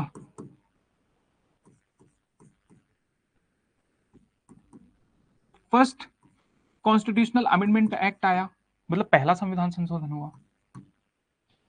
ठीक है, थोड़ा सा कुछ टफ रहेगा ना, एक बच्चे के यहाँ लाइट नहीं है, ठीक है, तो थोड़ा सा कुछ भी टफ रहेगा ना तो पूछ लेना, मैं हिंदी में उसको बोल दूंगा। ठीक है, सुनो मेरी बात ध्यान से। तो फर्स्ट कॉन्स्टिट्यूशनल अमेंडमेंट एक्ट आया, ठीक है, अब इससे इन्होंने किया क्या, फर्स्ट कॉन्स्टिट्यूशनल अमेंडमेंट एक्ट से एक तो 15 क्लॉज 4 जोड़ा। मैं आपको आर्टिकल 15 पढ़ाऊंगा तो अच्छे से बताऊंगा 15 क्लॉज 4 कुछ क्या है। उसमें कुछ भी नहीं है, उसमें यह है कि none of this none of these articles provision will prohibit state from making any provision in the welfare of SCBC, मतलब socially and educationally backward classes and for SC and ST। Simple सा कुछ नहीं बोला कि article 15 में उल्लिखित कोई भी प्रावधान जो है वो राज्य को सोशली और एजुकेशनली बैकवर्ड, ठीक है, और SC ST के वेलफेयर में, पक्ष में कोई प्रावधान बनाने से नहीं रोकेगा, राज्य को नहीं रोकेगा, बस इतना ध्यान रखना। ठीक है, तो ये फर्स्ट कॉन्स्टिट्यूशनल अमेंडमेंट में आर्टिकल 15 पढ़ाऊंगा तो इसको अच्छे से समझा दूंगा, और टेंशन मत लो। ठीक है, 15 क्लॉज 4 जोड़ा गया। ठीक है, इसमें बच्चे 9th शेड्यूल जोड़ा गया, जिसमें बाद में लैंड लॉज वगैरह रख दिए गए, तो 9th शेड्यूल जोड़ा गया। अब 9th शेड्यूल क्या था, नो जुडिशियल रिव्यू, कोई जुडिशियल रिव्यू नहीं होगा। किसका? ऐसा मान लो कोई भी सब्जेक्ट है जो भारतीय संविधान के 90वें अनुसूची में रखा गया है, उसका जुडिशियल रिव्यू नहीं होगा। ठीक है, अभी बस इतना ही समझो और इससे ज्यादा नहीं समझना। 31 क्लॉज ए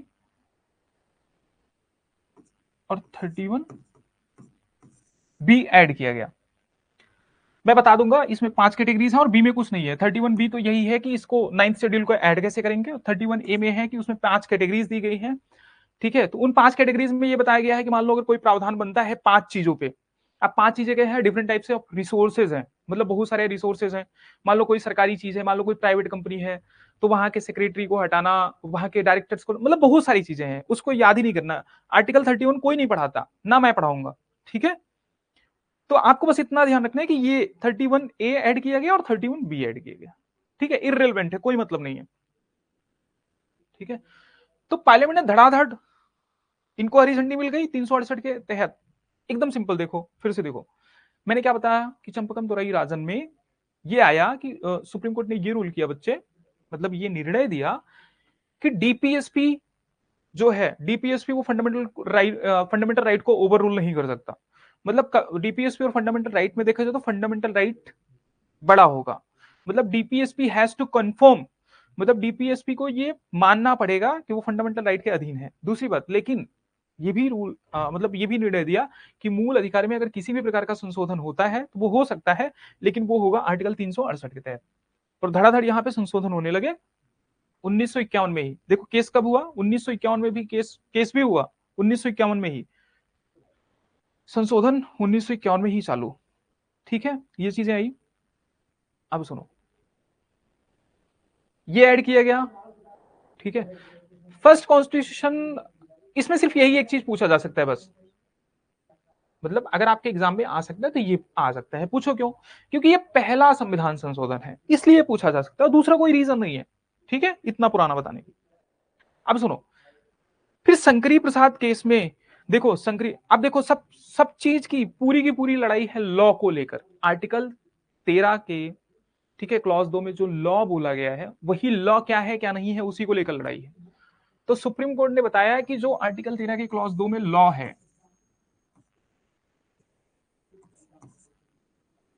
समझो, जो लॉ है वो क्या है, साधारण कानून है।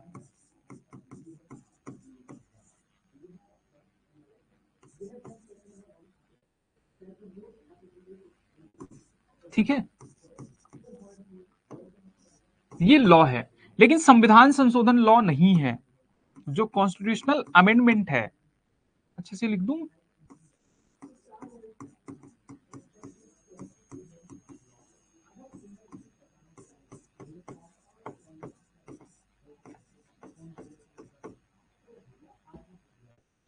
ये लॉ नहीं है। मतलब यहां पे मैंने कट किया है, तो मतलब कॉन्स्टिट्यूशनल अमेंडमेंट लॉ नहीं है। और ध्यान से सुनो, जो साधारण लॉ है, मतलब अगर मान लो कोई साधारणता, ठीक है, कानून कैसे बनते हैं, मतलब बहुत तरीके होते हैं, बिल कैसे पास होता है अलग अलग तरीके होते हैं, स्पेशल मेजोरिटी चाहिए, सिंपल मेजोरिटी चाहिए। ठीक है, संविधान संशोधन के अलावा भी जो कानून, मतलब देखो डिफरेंट टाइप्स के एक्ट बन जाते हैं, जो अलग कानून है, संविधान से हटके जो कानून है, तो उसके लिए कोई स्पेशल मेजोरिटी वगैरह की जरूरत नहीं है। तो जो वही होता है ऑर्डिनरी लॉ। ठीक है, ऑर्डिनरी लॉ। तो जो ऑर्डिनरी लॉ है, जो साधारण कानून है, तो आर्टिकल 13 के क्लॉज 2 में दिया गया लॉ वही है, ना कि संविधान संशोधन। तो इनके तो मजे आ गए, फिर तो पार्लियामेंट के मजे आ गए ना। बात समझ में आएगी नहीं? तो अगर ये लॉ है ही नहीं, मान लो कोई संविधान संशोधन किया और इसको लॉ नहीं मानता है, आर्टिकल 13 क्या कहता है, मान लो अगर कोई लॉ है, क्या लिखा गया है बताओ, क्या बताया था, एक अक्षर एक लाइन क्या बताया था, कि no law can violate fundamental right. और जब ये लॉ है ही नहीं तो ये तो फंडामेंटल राइट, अगर उसमें क्या लिखा गया था कि कोई भी विधि, अब देखो लॉ का मतलब हमेशा कानून आता है, सुनो ध्यान से, लॉ पढ़ो इंग्लिश में इसीलिए।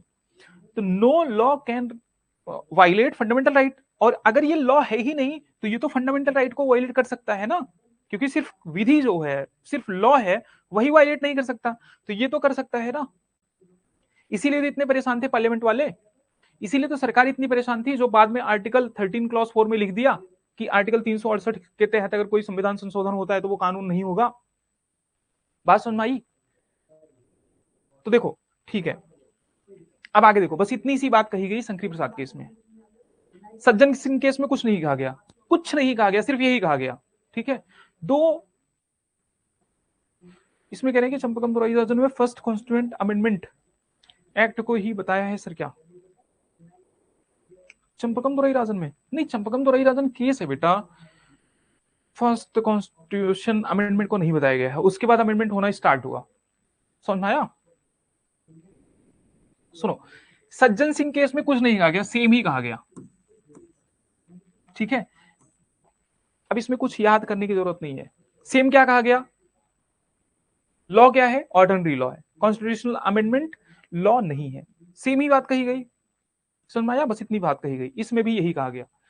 लेकिन इसमें मतलब दो जस्टिस से, एक जस्टिस एम हिदायतुल्लाह, मतलब बहुत फेमस जस्टिस हैं, आपने नाम सुना ही होगा, तो इसलिए मैं बता दे रहा हूं, अदरवाइज बताने का रीजन नहीं था। तो उनका ओपिनियन अलग था, एक जस्टिस मुदोलकर थे, उनका भी ओपिनियन अलग था, कि मतलब अगर इसी तरीके से चला जाए, अगर जुडिशरी यही करेगी, अगर इसी तरीके से चलता रहा तो सारे फंडामेंटल राइट तो फिर संविधान संशोधन वाला पार्लियामेंट खत्म कर सकती है।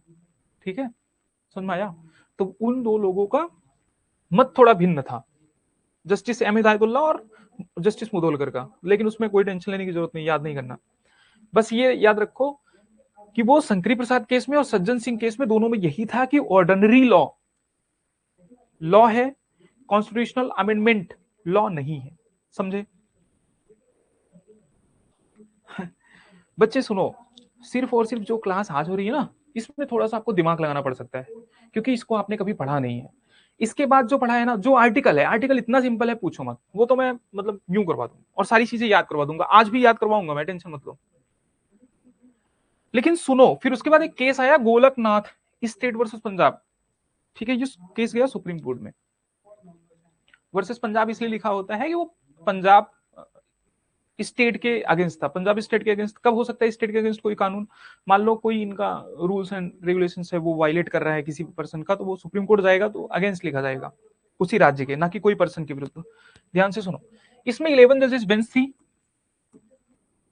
बताओ ये अभी तक की सबसे बड़ी बेंच है क्या? बताना, मैं गलत भी बोल सकता हूँ, पूछ रहा हूँ इसलिए बता रहा हूँ। देखो ध्यान से, तो 11 जजेस बेंच थी।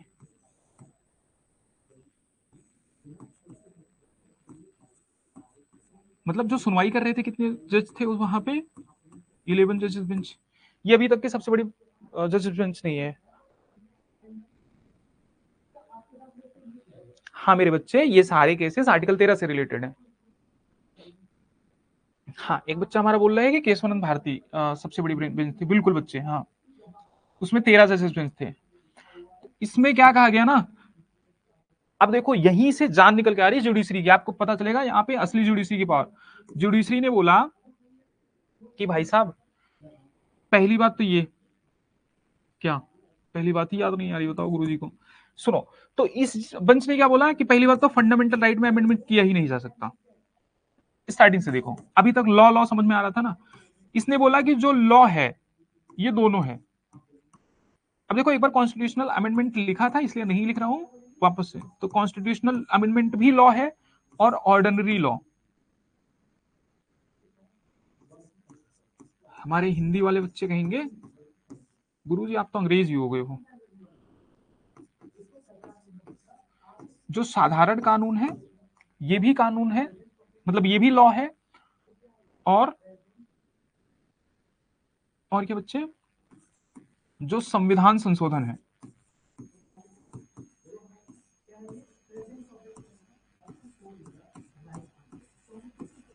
जो संविधान संशोधन है बच्चे, ये भी क्या है? ये भी लॉ है।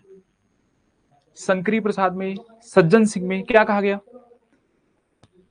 सज्जन सिंह में और शंकरी प्रसाद में यह कहा गया कि जो साधारण कानून है लॉ वही है। लॉ कौन सा? आर्टिकल 13 के अंतर्गत। लेकिन गोलकनाथ केस में यह कहा गया, 11 जजेस बेंच ने क्या बताया कि जो संविधान संशोधन है वो भी कानून है, मतलब वो भी फंडामेंटल राइट को ब्रीच नहीं कर सकता, जो साधारण कानून है वो भी नहीं कर सकता। सिंपल सा। ठीक है, अब सुनो बच्चे, देखो अब इसके बाद क्या हुआ बेटा, इसने बोला कि जो फंडामेंटल राइट है ना,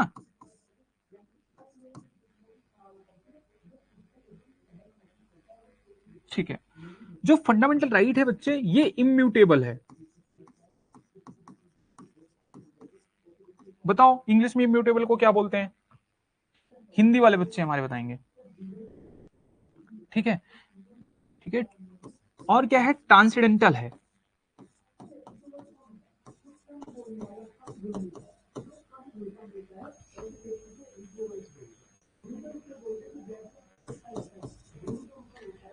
ठीक है, मतलब जो फंडामेंटल राइट है ना वो अविनाशी है, मतलब खत्म नहीं हो सकता। क्या है बताओ?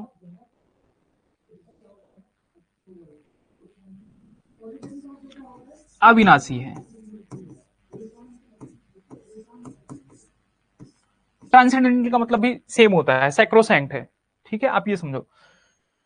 ठीक है, अविनाशी है मतलब इसमें संशोधन नहीं किया जा सकता, और इसको एवरेज नहीं किया जा सकता, मतलब इसको काट छाट नहीं किया जा सकता, संशोधन किया ही नहीं जा सकता। ठीक है, तो यहां पे लिख दूं मैं क्या, कि फंडामेंटल राइट्स, मैंने बोला ना एफआर जहां भी लिखूंगा वो क्या है बताओ? कांट बी क्या?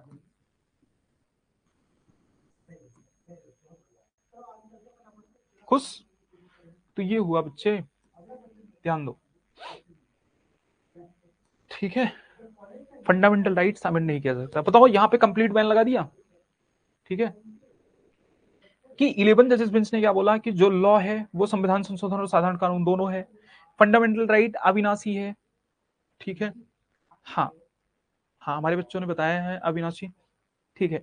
ट्रांसेंडेंटल है, सैक्रोसैंक्ट है, ठीक, खत्म नहीं किया जा सकता, कोई छाट नहीं की जा सकती, कोई काट छाट नहीं की जा सकती, ठीक है। संविधान संशोधन किया ही नहीं जा सकता फंडामेंटल राइट का, ठीक है। ये कौन सी बेंच ने बताया था? गोलकनाथ बेंच ने। समझ में आया? ठीक है, बस इतना ही था इसमें, कुछ ज्यादा नहीं हुआ, मैं तुरंत याद करा के जाऊंगा, ठीक है। देखो बताओ, पार्लियामेंट गुस्सा आएगी कि नहीं गुस्सा आएगी? अमेंडमेंट कर ही नहीं सकते, हमारे राइट्स, हमारे अधिकार का हनन नहीं कर सकती। सुनो, अब देखो बच्चे कि 24th, अब इसके बाद पार्लियामेंट ने किया अमेंडमेंट्स, ठीक है। अभी थोड़ी देर पहले बता रहा था ना 24th कॉन्स्टिट्यूशनल अमेंडमेंट के द्वारा, ठीक है, आर्टिकल ऐड हुआ। तो देखो पार्लियामेंट ने क्या किया, 13 क्लॉज 4 ऐड किया। क्या ऐड किया? 13 क्लॉज 4, यही तो बता रहा था। 13 क्लॉज 4 में क्या लिखा है? कंफ्यूज मत होना, कंफ्यूज मत होना। अभी तक मैं ये बता रहा था कि जुडिशरी बोल रही थी कि संविधान संशोधन लॉ नहीं है, जुडिशरी बोल रही थी, जुडिशरी, संविधान संशोधन लॉ नहीं है। शंकरी प्रसाद केस में, सज्जन सिंह केस में, दोनों केस में जुडिशरी क्या बोल रही थी, मतलब न्यायपालिका क्या बोल रही थी कि संविधान संशोधन लॉ नहीं है। मैं लॉ इसलिए बोल रहा हूं क्योंकि मैं विधि बोलूंगा, कंफ्यूज हो जाओगे। तो संविधान संशोधन लॉ नहीं है, साधारण कानून लॉ है। समझ में आया? अभी तक जुडिशरी बोल रही थी, न्यायपालिका, अब पार्लियामेंट खुद बोलने लगी। क्या बोलने लगी भाई साहब? इसने तो आर्टिकल भी ऐड कर दिया, 13 क्लॉज 4। और 13 क्लॉज 4 बताओ क्या पढ़ाया था, क्या पढ़ाया था? 13 क्लॉज 4 यही बताया ना कि कोई भी अगर संविधान संशोधन होगा, कोई भी अगर संविधान संशोधन होगा तो वो लॉ नहीं है। मतलब वो आर्टिकल 13 में उल्लिखित, ऐसा लिखा गया, उसकी पूरी लाइन है कि आर्टिकल 13 में उल्लिखित जितनी भी चीजें हैं उसमें से कुछ भी इस पे लागू नहीं होगा। अगर वो 368 के, अगर 368 के अंतर्गत संविधान में संशोधन किया गया है तो आर्टिकल 13 में उल्लिखित कोई भी चीज इस पे लागू नहीं होगी। अब समझ में आया ही नहीं होगा मैंने जो बोला। तो सिंपल सा समझो कि मतलब आर्टिकल 13 क्लॉज 4 में जो भी चीज संशोधन किया जाएगा वो लॉ नहीं है, क्योंकि लॉ बना तो फंडामेंटल राइट के अगेंस्ट गया कि खत्म, ठीक है। ऐसे ही सुनो, और आर्टिकल 360, और ये लिखा गया आर्टिकल 368 में भी ये संशोधन करके ये ऐड किया गया कि क्या है, ये फंडामेंटल राइट में संशोधन कर सकता है। ये कहां लिखा गया? आर्टिकल 368 में लिखा गया कि फंडामेंटल राइट में संशोधन किया जा सकता है, ठीक है। उसके बाद इसमें 25th कॉन्स्टिट्यूशनल अमेंडमेंट भी किए गए। इसमें 31 क्लॉज सी, सुनो, 31 सी को ऐड कर दिया गया। पहले वाले, जो पहला संविधान संशोधन हुआ था तो उसमें क्या ज्यादा हो रहा है ना, मुझे पता है मेरे बच्चे, ज्यादा हो रहा है, लेकिन देखो कितना आसान है, मैं याद कराता हूँ। सुनो मेरी बात ध्यान से सुनो, कुछ नहीं, सब भूल जाओ, अभी तक जो पढ़ाया मैं भूल गए, ठीक है, भूल गए, अब आराम से बैठो। अब सुनो मेरी बात ध्यान से सुनो, मैंने क्या पढ़ाया आज की क्लास में? मैंने बोला आर्टिकल 13 पढ़ाया, उसमें 4 क्लॉज पढ़ाए। पहले में ये पढ़ाया प्री कॉन्स्टिट्यूशनल अगर कोई लॉ है तो वो वाइड हो जाएगा, मतलब अगर मतलब संविधान पूर्व अगर कोई कानून है तो वो खत्म हो जाएगा अगर उसने फंडामेंटल राइट का हनन किया तो। क्लॉज 2 इसका था कि मान लो अगर संविधान बनने के बाद कोई कानून है तो वो खत्म हो जाएगा, वो खत्म हो जाएगा अगर इसने संविधान फंडामेंटल राइट का उल्लंघन किया तो। फिर क्लॉज 3 इसका बताया आर्टिकल 13 का कि इसमें लॉ और लॉ इन्फोर्स के बारे में बताया गया है। लॉ क्या है? लॉ चाहे वो रेगुलेशन है, नोटिफिकेशन है, सिंपल साधारण कानून है, कस्टम्स है, यूजेज है, ये सारी चीजें। लॉ इन्फोर्स क्या है? संविधान से पूर्व जो सारी चीजें थी वो लॉ इन्फोर्स है। बस इतना सही पढ़ाया आर्टिकल 13। फिर उसके बाद मैंने आपको कुछ केसेस बताए, उसमें 4 केसेस बताए। उसमें सबसे पहले बीकाजी नारायण केस मैंने बताया, बीकाजी नारायण केस कोई डेट वेट याद करने की जरूरत नहीं है, ठीक है। बीकाजी नारायण बताया, फिर दीपचंद बताया। दीपचंद और बीका नारायण में कुछ नहीं कहा, जुडिशरी ने बीका नारायण और दीपचंद में सिर्फ ये कहा मेरे बच्चे कि जो प्री कॉन्स्टिट्यूशनल लॉ है ना, डॉक्ट्रिन ऑफ एक्लिप्स सिर्फ उस पर लागू होगी। अब डॉक्ट्रिन ऑफ एक्लिप्स आपको समझ में आया ही होगा। डॉक्ट्रिन ऑफ एक्लिप्स क्या है कि मान लो कोई कानून है, उसको थोड़ा सा वो परेशान कर रहा है, कानून है, कानून को क्या कर रहा है, वो वायलेट कर रहा है कुछ पार्ट, तो वो इनएक्टिव हो जाएगा। क्या इनएक्टिव हो जाएगा? कानून का पार्ट, ना कि फंडामेंटल राइट, तो वो इनएक्टिव हो जाएगा। वो कभी एक्टिव हो भी सकता है, नहीं भी होगा, वो एक अलग पॉइंट है। समझ में आया? तो ये डॉक्ट्रिन ऑफ एक्लिप्स था। फिर उसके बाद मैंने आपको बताया, फिर उसके बाद अंबिका मिल केस था गुजरात वाला, जिसमें ये बोला गया कि चाहे वो प्री कॉन्स्टिट्यूशनल लॉ हो चाहे पोस्ट कॉन्स्टिट्यूशनल लॉ हो, दोनों पे डॉक्ट्रिन ऑफ एक्लिप्स लगेगा। लेकिन फिर उसके बाद सबसे लास्ट वाला बताया वर्डिक्ट, के पुंचा वर्सेस स्टेट ऑफ कर्नाटका, जो 2010 में आया था। जुडिशरी ने अपना निर्णय सुनाया कि कोई प्री कॉन्स्टिट्यूशनल लॉ है, मतलब संविधान पूर्व अगर कोई कानून है तो उस पर डॉक्ट्रिन ऑफ एक्लिप्स लागू होगा। संविधान के बाद का अगर कोई कानून है तो वो खत्म ही हो जाएगा, उस पर डॉक्ट्रिन ऑफ एक्लिप्स वगैरह लागू नहीं होगा, पूरा का पूरा असंवैधानिक हो जाएगा अगर ऐसा कोई कानून है तो। फिर उसके बाद हम आ गए यहाँ पे, आगे हमने देखा सबसे पहले आया चंपकम तुरई राजन का केस। चंपकम तुरई राजन में से कुछ कहा ही नहीं जुडिशरी ने, एकदम सिंपल बच्चे, जुडिशरी ने कुछ नहीं कहा। जुडिशरी ने सिर्फ ये बोला कि डीपीएसपी को फंडामेंटल राइट से कंफर्म करना पड़ेगा कि वो नीचे है उसके। कोई भी कानून बनेगा तो डीपीएसपी फंडामेंटल राइट के नीचे आएगा, इतना सिंपल सा है। एक चीज उसने और बोल दी कि अगर फंडामेंटल राइट में संविधान संशोधन करना है तो वो आर्टिकल 368 के तहत किया जा सकता है, बस इतना ही बोला। फिर उसके बाद आए बच्चे शंकरी प्रसाद केस। शंकरी प्रसाद में एकदम कुछ है ही नहीं। शंकरी प्रसाद केस में क्या बोला कि जो साधारण कानून है वही लॉ है। लॉ क्यों बोल रहा हूं पता है ना, विधि बोल सकता हूं लेकिन विधि से कंफ्यूज हो जाओगे। जो साधारण कानून है वही लॉ है, समझ में आया। फिर उसके बाद क्या है बच्चे, साधारण कानून के अलावा जो संविधान संशोधन है वो लॉ नहीं है। सज्जन सिंह केस जो है, सज्जन सिंह वर्सेस राजस्थान, सेम चीज कही गई। सज्जन सिंह केस में भी यही कहा गया कि जो लॉ है वो साधारण कानून है, लॉ जो है वो साधारण कानून है, और जो संविधान संशोधन है वो गलत बोल दिया क्या। देखो, साधारण कानून ही लॉ है, संविधान संशोधन लॉ नहीं है, समझ में आया, एकदम सिंपल सा है, ठीक है। लेकिन उसमें दो जस्टिस एम हिदायतुल्लाह और मुधोलकर जो है वो अगेंस्ट थे, वो छोड़ दो, वो पॉइंट याद ही नहीं रखना। फिर उसके बाद हम कहां पे आए बच्चे, उसके जस्ट बाद, ठीक है, यहां देखते हैं गोलकनाथ केस, ठीक है, शंकरी प्रसाद के, देखो ठीक है। पार्लियामेंट का मैंने बता ही दिया था। सज्जन सिंह केस के बाद जस्ट आए हम गोलकनाथ में। गोलकनाथ में मैंने ये सारी चीजें बताई। गोलकनाथ में 11 जजेस बेंच थी। गोलकनाथ ने बिल्कुल रोक के लगा दिया कि कोई भी संविधान संशोधन कर ही नहीं सकता अगर फंडामेंटल राइट का संविधान संशोधन कर ही नहीं सकता। फंडामेंटल राइट क्या है, इम्यूटेबल है, ट्रांसेंडेंटल है, सैक्रोसेंट है, समझ में आया, ये बोला, और कुछ बोला ही नहीं, ठीक है। फिर पार्लियामेंट ने क्या किया बोला, अभी बताता हूं मैं।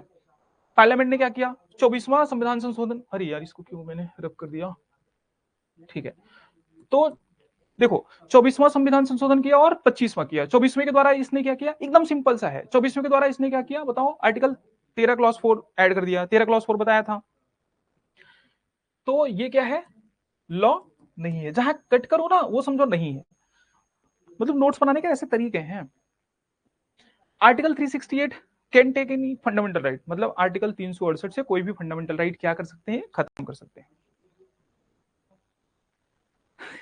मेरा एक बच्चा बोल रहा है माइंड हैंग हो गया, नहीं होगा, क्यों इतना परेशान हो रहे हो, ठीक है। 25th कॉन्स्टिट्यूशनल अमेंडमेंट में क्या हुआ बच्चे, आर्टिकल 31C ऐड किया गया। 31C में कुछ नहीं था, मतलब बहुत डिटेल नहीं बताऊंगा, एकदम सिंपल बताऊं, नहीं तो फिर कंफ्यूज हो जाओ।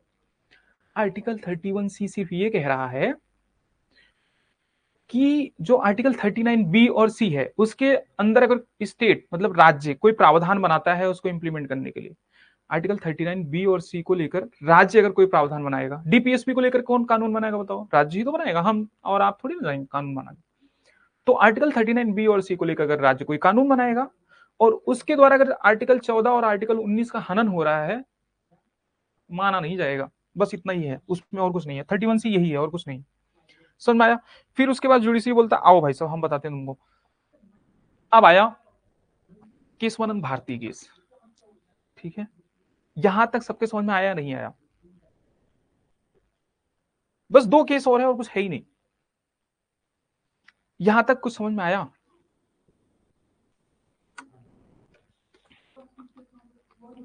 मेरे बच्चे जो आप समझ रहे हो ना, आपको ये समझ में आई, मतलब मैं बता रहा हूं पॉलिटी में क्यों 100% क्वेश्चन करने हैं, क्यों 100% क्वेश्चन करने हैं, क्यों 80% नहीं जाना। अगर तुम पॉलिटी में 80% जाओगे तो हिस्ट्री में कहां जाओगे बताओ, ठीक है। पॉलिटी मैथमेटिक्स जैसा है, आता है नहीं आता है, नहीं आता है तो कुछ छूटेगा ही नहीं, तो आएगा कैसे नहीं। पॉलिटी में 100% स्कोर करना है। चलो यहां तक कुछ समझ में आया ना हो तो पूछ लो, ठीक है, ठीक है, मैं जस्ट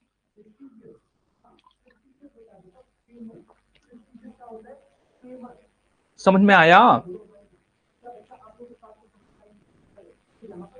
हम्म,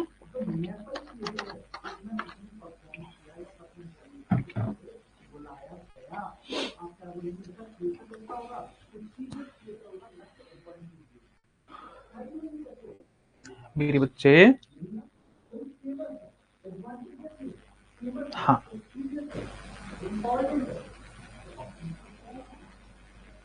सुनो, ध्यान से सुनो, डाउट आया पहले ले लेते हैं। एक बच्चा बोल रहा है 25th कॉन्स्टिट्यूशनल अमेंडमेंट फिर से बता दीजिए। कुछ है ही नहीं। 24 और 25 जो कॉन्स्टिट्यूशनल अमेंडमेंट किए गए ना 1971 में किए गए, एकदम सिंपल है, दोनों साथ में ही किए गए। 25 में ये कह रहा है, ध्यान से सुनो, एक बच्चा बोल रहा है 14 और 15, 14-15 नहीं बताया, याद रखो ध्यान से। 31C में सिर्फ ये कहा गया, मान लो आर्टिकल 39B और C है। बी में क्या है, 39B में क्या है कि जो कंसेंट्रेशन ऑफ वेल्थ ना, मतलब डिस्ट्रीब्यूशन जो हो, मान लो कोई वेल्थ है, वेल्थ मतलब सरकार की बहुत सारी संपत्तियां है ना, माइंस है, ये है वो है, मतलब बहुत सारी चीजें, 1000 चीजें, उसमें जाना ही नहीं चाहता था, फिर भी पूछे बता देता हूँ। तो मान लो कोई सरकार की वेल्थ है, तो वो किसी एक ही पर्सन को ना दे दे, अडानी को, अंबानी को, इन्हीं को उठा के ना दे दे, उसका इक्वल डिस्ट्रीब्यूशन हो। 39B में ये है। सी में क्या है, मतलब कंसेंट्रेशन एक ही जगह पे, ऐसा ना हो कि कोई चीज कोई होर्डिंग कर ले, होर्डिंग मतलब सारा चीज खरीद के कोई एक ही पर्सन रख ले, ऐसा भी ना हो। तो कंसेंट्रेशन ऑफ वेल्थ भी ना हो, समझ में आया। तो ये भी है, ये सी में है। तो अगर इन चीजों को लेकर, ठीक है, पार्लियामेंट कोई कानून बनाती है और उस कानून की वजह से आपका फंडामेंटल राइट, कौन सा फंडामेंटल राइट, आर्टिकल 14 और आर्टिकल 19, 15 नहीं, ठीक है, आर्टिकल 14 और आर्टिकल 19 का अगर हनन होता है तो फिर आप सुप्रीम कोर्ट नहीं जा सकते। वो हो सकता है, ऐसा लिखा गया उसमें, हो सकता है। समझ आया, इतना सिंपल सा है। देखो देखो, समझ में आया, इतना सा ही था बस, और कुछ नहीं। अब उसके बाद ये सारे आर्टिकल हो गए, सारा कुछ हो गया। अब केशवानंद भारती केस आया 1973 में। इसमें कुछ नहीं, इसमें तो सुप्रीम कोर्ट ने बोला कि ठीक है, तुमने अपनी मनमर्जी की है, लेकिन फिर भी 24th जो कॉन्स्टिट्यूशनल अमेंडमेंट था उसको वैलिड बोला, ठीक है ये वैलिड है। जो आपने 13 क्लॉज 4, देखो 13 क्लॉज 4 अब भी संविधान में लिखा है, तभी तो मैंने आपको पढ़ाया। अगर उसको हटा दिया गया होता तो क्यों पढ़ाता, तो इसलिए 13 क्लॉज 4 भी वैलिड, मतलब जो जो किया था चलो ठीक है अभी वैलिड। लेकिन ये बोला, केशवानंद भारती केस में ये बोला, कुछ भी करो चलो ठीक है, लेकिन ये लॉ है नहीं है वो एक अलग पॉइंट है। चलो लॉ नहीं है मैं मानता हूं, लेकिन कुछ भी ऐड किया आपने, कोई भी कानून बनाया, अगर वो बेसिक स्ट्रक्चर का उल्लंघन करता है, अगर वो बेसिक स्ट्रक्चर का, संविधान के मूल ढांचे का अगर उल्लंघन करता है, तो क्या हो जाएगा, वो कानून नल एंड वाइड हो जाएगा, खत्म हो जाएगा। समझ में आया, मेरी बात समझ में आई, बस इतना ही बोला। अब देखो यहां पे जुडिशरी ने खेल किया, हमेशा बेसिक स्ट्रक्चर का नाम लेते हैं और बताया ही नहीं बेसिक स्ट्रक्चर क्या है। बोला हम टाइम टाइम पे बताते रहेंगे बेसिक स्ट्रक्चर क्या है। समझ में आया, तो एकदम सिंपल। बोला चलो ठीक है, आर्टिकल 13 क्लॉज 4 भी वैलिड है, ठीक है, जो 24वां संविधान संशोधन किया वो आपने, वो भी वैलिड है। समझ में आया, 25वां भी वैलिड है, ठीक है, लिखा नहीं है भले, लेकिन फिर वो भी ठीक है वैलिड है। लेकिन लेकिन अगर बेसिक स्ट्रक्चर का उल्लंघन हुआ, संविधान के मूल ढांचे का अगर उल्लंघन हुआ, तो हम उसको कर देंगे इनवैलिड, सुप्रीम कोर्ट ने बोला।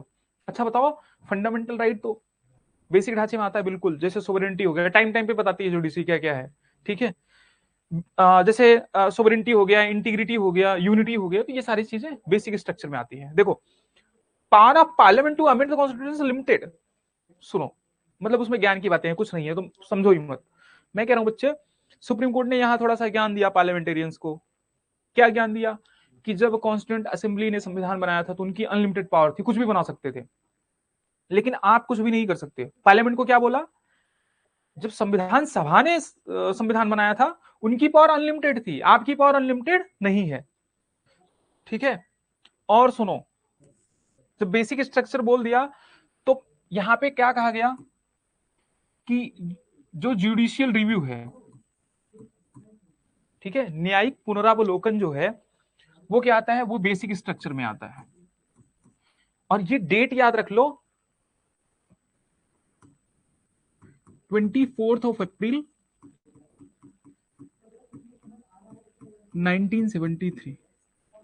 इसको इसलिए याद रख लो, किसी भी एग्जाम में स्टेटमेंट बना के पूछ सकता है। जो बताया था 9th शेड्यूल ऐड हुआ था पहले ही संविधान संशोधन से, तो उसके अंदर कोई भी सब्जेक्ट पढ़ जाता तो फिर क्या होता, जुडिशियल रिव्यू नहीं हो पाता। लेकिन 24 अप्रैल 1973 के बाद, जिस दिन ये डिसीजन आया, उसके जस्ट बाद से उस पूरे के पूरे 9th शेड्यूल में कोई भी, मतलब उस दिन के बाद से अगर कुछ भी कोई भी सब्जेक्ट डालोगे ना तो उस पर भी जुडिशियल रिव्यू किया जा सकता है। अब सुनो, जुडिशियल रिव्यू कहाँ किया जा सकता है? अरे हर चीज पे किया जा सकता है जुडिशियल रिव्यू। सुन आया? ठीक है बच्चे? हाँ, थैंक यू, बच्चे बोल रहे हैं क्लियर है। ठीक है, judicial review can be done even on the subjects of 9th schedule. समझ में आया? एकदम सिंपल। ठीक है, अब इस पे फिर से अमेंडमेंट हुआ कि ये जुडिशियल रिव्यू से तो मतलब घबरा गए ये लोग कि ये जुडिशियल रिव्यू फालतू का हो गया। अब सुनो, जुडिशियल रिव्यू के बाद हुआ क्या बताओ? 31C ऐड किया था। 31C में क्या था कि अगर पार्लियामेंट कोई कानून बनाएगी, आर्टिकल 39B और C को क्या करने के लिए? इंप्लीमेंट करने के लिए अगर कोई कानून बनाएगी, और अगर वो 14 और 19, मतलब अगर आपका फंडामेंटल राइट 14 और 19 उससे हनन हो रहा है तो कोई दिक्कत नहीं। तो इन्होंने क्या कानून बनाया वापस से पार्लियामेंट ने कि पूरा डीपीएसपी, जितने भी डीपीएसपी हैं, बताओ आर्टिकल 39B और 39C क्या है? डीपीएसपी है कि नहीं? डीपीएसपी है। अरे 36C क्या तक डीपीएसपी है ना। तो इन्होंने बताया कि पूरा का पूरा डीपीएसपी ये बड़ा रहेगा। बड़ा रहेगा मतलब देखो मैंने शॉर्टकट में लिखा, इसको याद रख लेना।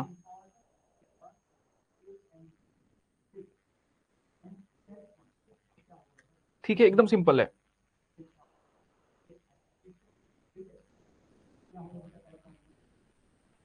ठीक है, सुनो बच्चे सुनो, कुछ नहीं, एकदम सिंपल है। एकदम सिंपल है कि इसका मतलब आर्टिकल 31C में ये लिख दिया कि अब कोई भी डीपीएसपी, मतलब किसी भी डीपीएसपी को लेकर किसी भी राज्य के नीति निर्देशक तत्व को लागू करने के लिए अगर राज्य कोई कानून बनाए, राज्य मतलब भारत सरकार, संसद कोई कानून बनाएगी तो उससे आर्टिकल 14 और 19 का अगर हनन हो रहा है तो चलेगा। ऐसा इन्होंने किया कहा? 1976 में। ठीक है, 42वें संविधान संशोधन द्वारा। और क्या किया इन्होंने? मतलब बहुत ज्यादा खुरापात इन्होंने किया। ठीक है, सेम चीज लिखा है मैंने यहाँ पे। एडेड आर्टिकल 368 क्लॉज 4, क्या वही कि मतलब कि जुडिशियल रिव्यू नहीं किया जा सकता? संविधान संशोधन का जुडिशियल रिव्यू किया ही नहीं जा सकता। आर्टिकल, ठीक है, 368 क्लॉज 4 और 368 क्लॉज 5। क्लॉज 5 में क्या लिखा कि पार्लियामेंट की संशोधन करने की शक्ति अनलिमिटेड है। एकदम सिंपल है, कुछ कहा ही नहीं, सिर्फ तीन चीजें हुई इसमें और कुछ नहीं। मतलब 31C में इन्होंने जो पहले 39B और 39C पे के को इम्प्लीमेंट करने के लिए अगर कोई कानून बनाओ और वो 14 और 19 का उल्लंघन करे तो कोई फर्क नहीं पड़ता, करने दो। लेकिन अब इन्होंने बोला पूरे डीपीएसपी को लेके, अगर पूरे डीपीएसपी को लेकर अगर संसद कोई कानून बनाती है तो उससे अगर 14 और 19 का अगर हनन होता है तो कोई फर्क नहीं पड़ता। जुडिशरी ने बोला रुको हम बताते हैं तुमको। ठीक है, उसके बाद आया मिनर्वा मिल्स केस आया 1980 में। ठीक है, 1980 में मिनर्वा मिल्स केस आया। मिनर्वा मिल्स केस ने क्या बोला? पहली बात तो 300 खत्म, 368 खत्म। क्या बोल रहे थे? कोई जुडिशियल रिव्यू नहीं होगा, सब चीज का जुडिशियल रिव्यू होगा। 5 खत्म, पावर अनलिमिटेड है पार्लियामेंट की, ये भी खत्म। कोई पार्लियामेंट की पावर कॉन्स्टिट्यूशन को अमेंड करने की कोई अनलिमिटेड वगैरह नहीं। इसने बोला सेम चीज, बताओ थोड़ी देर पहले क्या बताया था कि 24 अप्रैल 1973 से किसी भी, मतलब 9th शेड्यूल में अगर मान लो कोई चीज है ना, उसका भी जुडिशियल रिव्यू किया जा सकता है, हर चीज का जुडिशियल रिव्यू किया जा सकता है। ठीक है, और फिर से इसने भी ज्ञान दिया, मतलब इस डिसीजन में भी 1980 में इस डिसीजन में भी पार्लियामेंट को ज्ञान दिया गया। ज्ञान यही दिया गया कि तुम डोनी हो, ये देखो सीमित शक्ति का ग्राही, ये छोड़ दो, बड़ी बड़ी लैंग्वेज पे मत जाओ, मैं बोल रहा हूँ। उसने बोला कि तुम डोनी हो। डोनी हो मतलब तुमको कोई चीज दिया गया है, जो संविधान है, मान लो ये संविधान है, तो ये संविधान तुमको मिला है। किसने दिया है? संविधान सभा ने दिया है। तो तुम्हारी पावर अनलिमिटेड नहीं है, पावर उनकी अनलिमिटेड थी, तुम्हारी पावर सीमित है, इस बात का ध्यान रखना। समझ में आया? तो बस इतना ही था और कुछ नहीं। सेम चीज एक वामन राव केस था, उसमें भी बोला गया। एक IR कोहेलोह करके केस था। ठीक है, अब देखो, अब इसमें से कोई दिक्कत आएगी नहीं अब तो। ठीक है, आपको पता है यहाँ पे सिंपल है, आर्टिकल 14 से स्टार्ट करेंगे, खत्म करेंगे, 2 क्लास और लगेगी बस। ठीक है, ठीक है, एक आईआर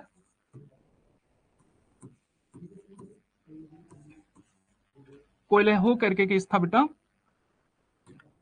ठीक है 2007 में, ये थोड़ा लेटेस्ट है इसलिए बता दे रहा हूं मैं। इसमें भी सेम कहा गया, कुछ कहा ही नहीं गया कि जो जुडिशियल रिव्यू है ना 24 अप्रैल, देख रहे हो ये 24 अप्रैल 1973 केशवानंद भारती वाला जो जजमेंट का डेट था कितना इंपॉर्टेंट है, हर जगह यही बोला जा रहा है, ठीक है, तो ये बहुत इंपॉर्टेंट है, तो इस बात का ध्यान रखना, ठीक है। तो इसमें आयर कोयलो में यही कहा गया, और एक वामन राव केस था उसमें भी यही कहा गया, तो उसका आप टेंशन ले, वामन राव केस तो 1981 में ही था, ठीक है। सुन में आया, तो बस इतनी सी बात थी, उम्मीद है कि आपको समझ में आ गया होगा, ठीक है। एक बार रिवाइज कर लेना, आज की क्लास थोड़ी सी कॉम्प्लिकेटेड थी, ये बात अगर मैं पहले बता देता तो आप डर जाते, ठीक है। अब आई थिंक समझ में आया होगा, ठीक है। कुछ भी समझ में नहीं आया होगा ना तो पूछ लेना, कल की क्लास में पूछ लेना। एक हमारा बच्चा है, ये बोल रहा है कि 90 मिनट हो गए गुरुजी पढ़ाते हुए, ठीक है। बस करें, यहां तक सबको समझ में आया होगा, कल से स्टार्ट करेंगे आर्टिकल 14 से। अब कुछ नहीं है, अब प्लेन है, आराम से दौड़ोगे, अब सब कुछ एकदम मस्त जाएगा। किसी को कोई डाउट है मेरे बच्चे, किसी को कुछ भी डाउट है, कुछ भी डाउट है तो पूछ लो, और चलते हैं। आज की क्लास में वैसे बहुत ज्यादा मैंने पढ़ा दिया आपको, ठीक है, चले, ठीक, ठीक है बच्चे, बाय बाय, टेक केयर, और जो चीजें पढ़ाई जा रही है ना उसको रिवाइज करो, रिवाइज करो, रिवाइज करो, रिवाइज करोगे एकदम मस्त, ठीक है। राधे राधे मेरे बच्चे, ठीक है, ठीक है, चलते हैं। मेरा बच्चा कह रहा है 360 वाला समझ में नहीं आया, कल समझा देंगे, ठीक है, आते ही पूछ लेना, ठीक है। कुछ है ही नहीं, एक बार क्लास देख भी लेना, ठीक है। बाय बाय, टेक केयर, और पढ़ो थोड़ा सा, ठीक है, और हेल्थ का ध्यान रखो। चलो ठीक है बच्चे, बाय।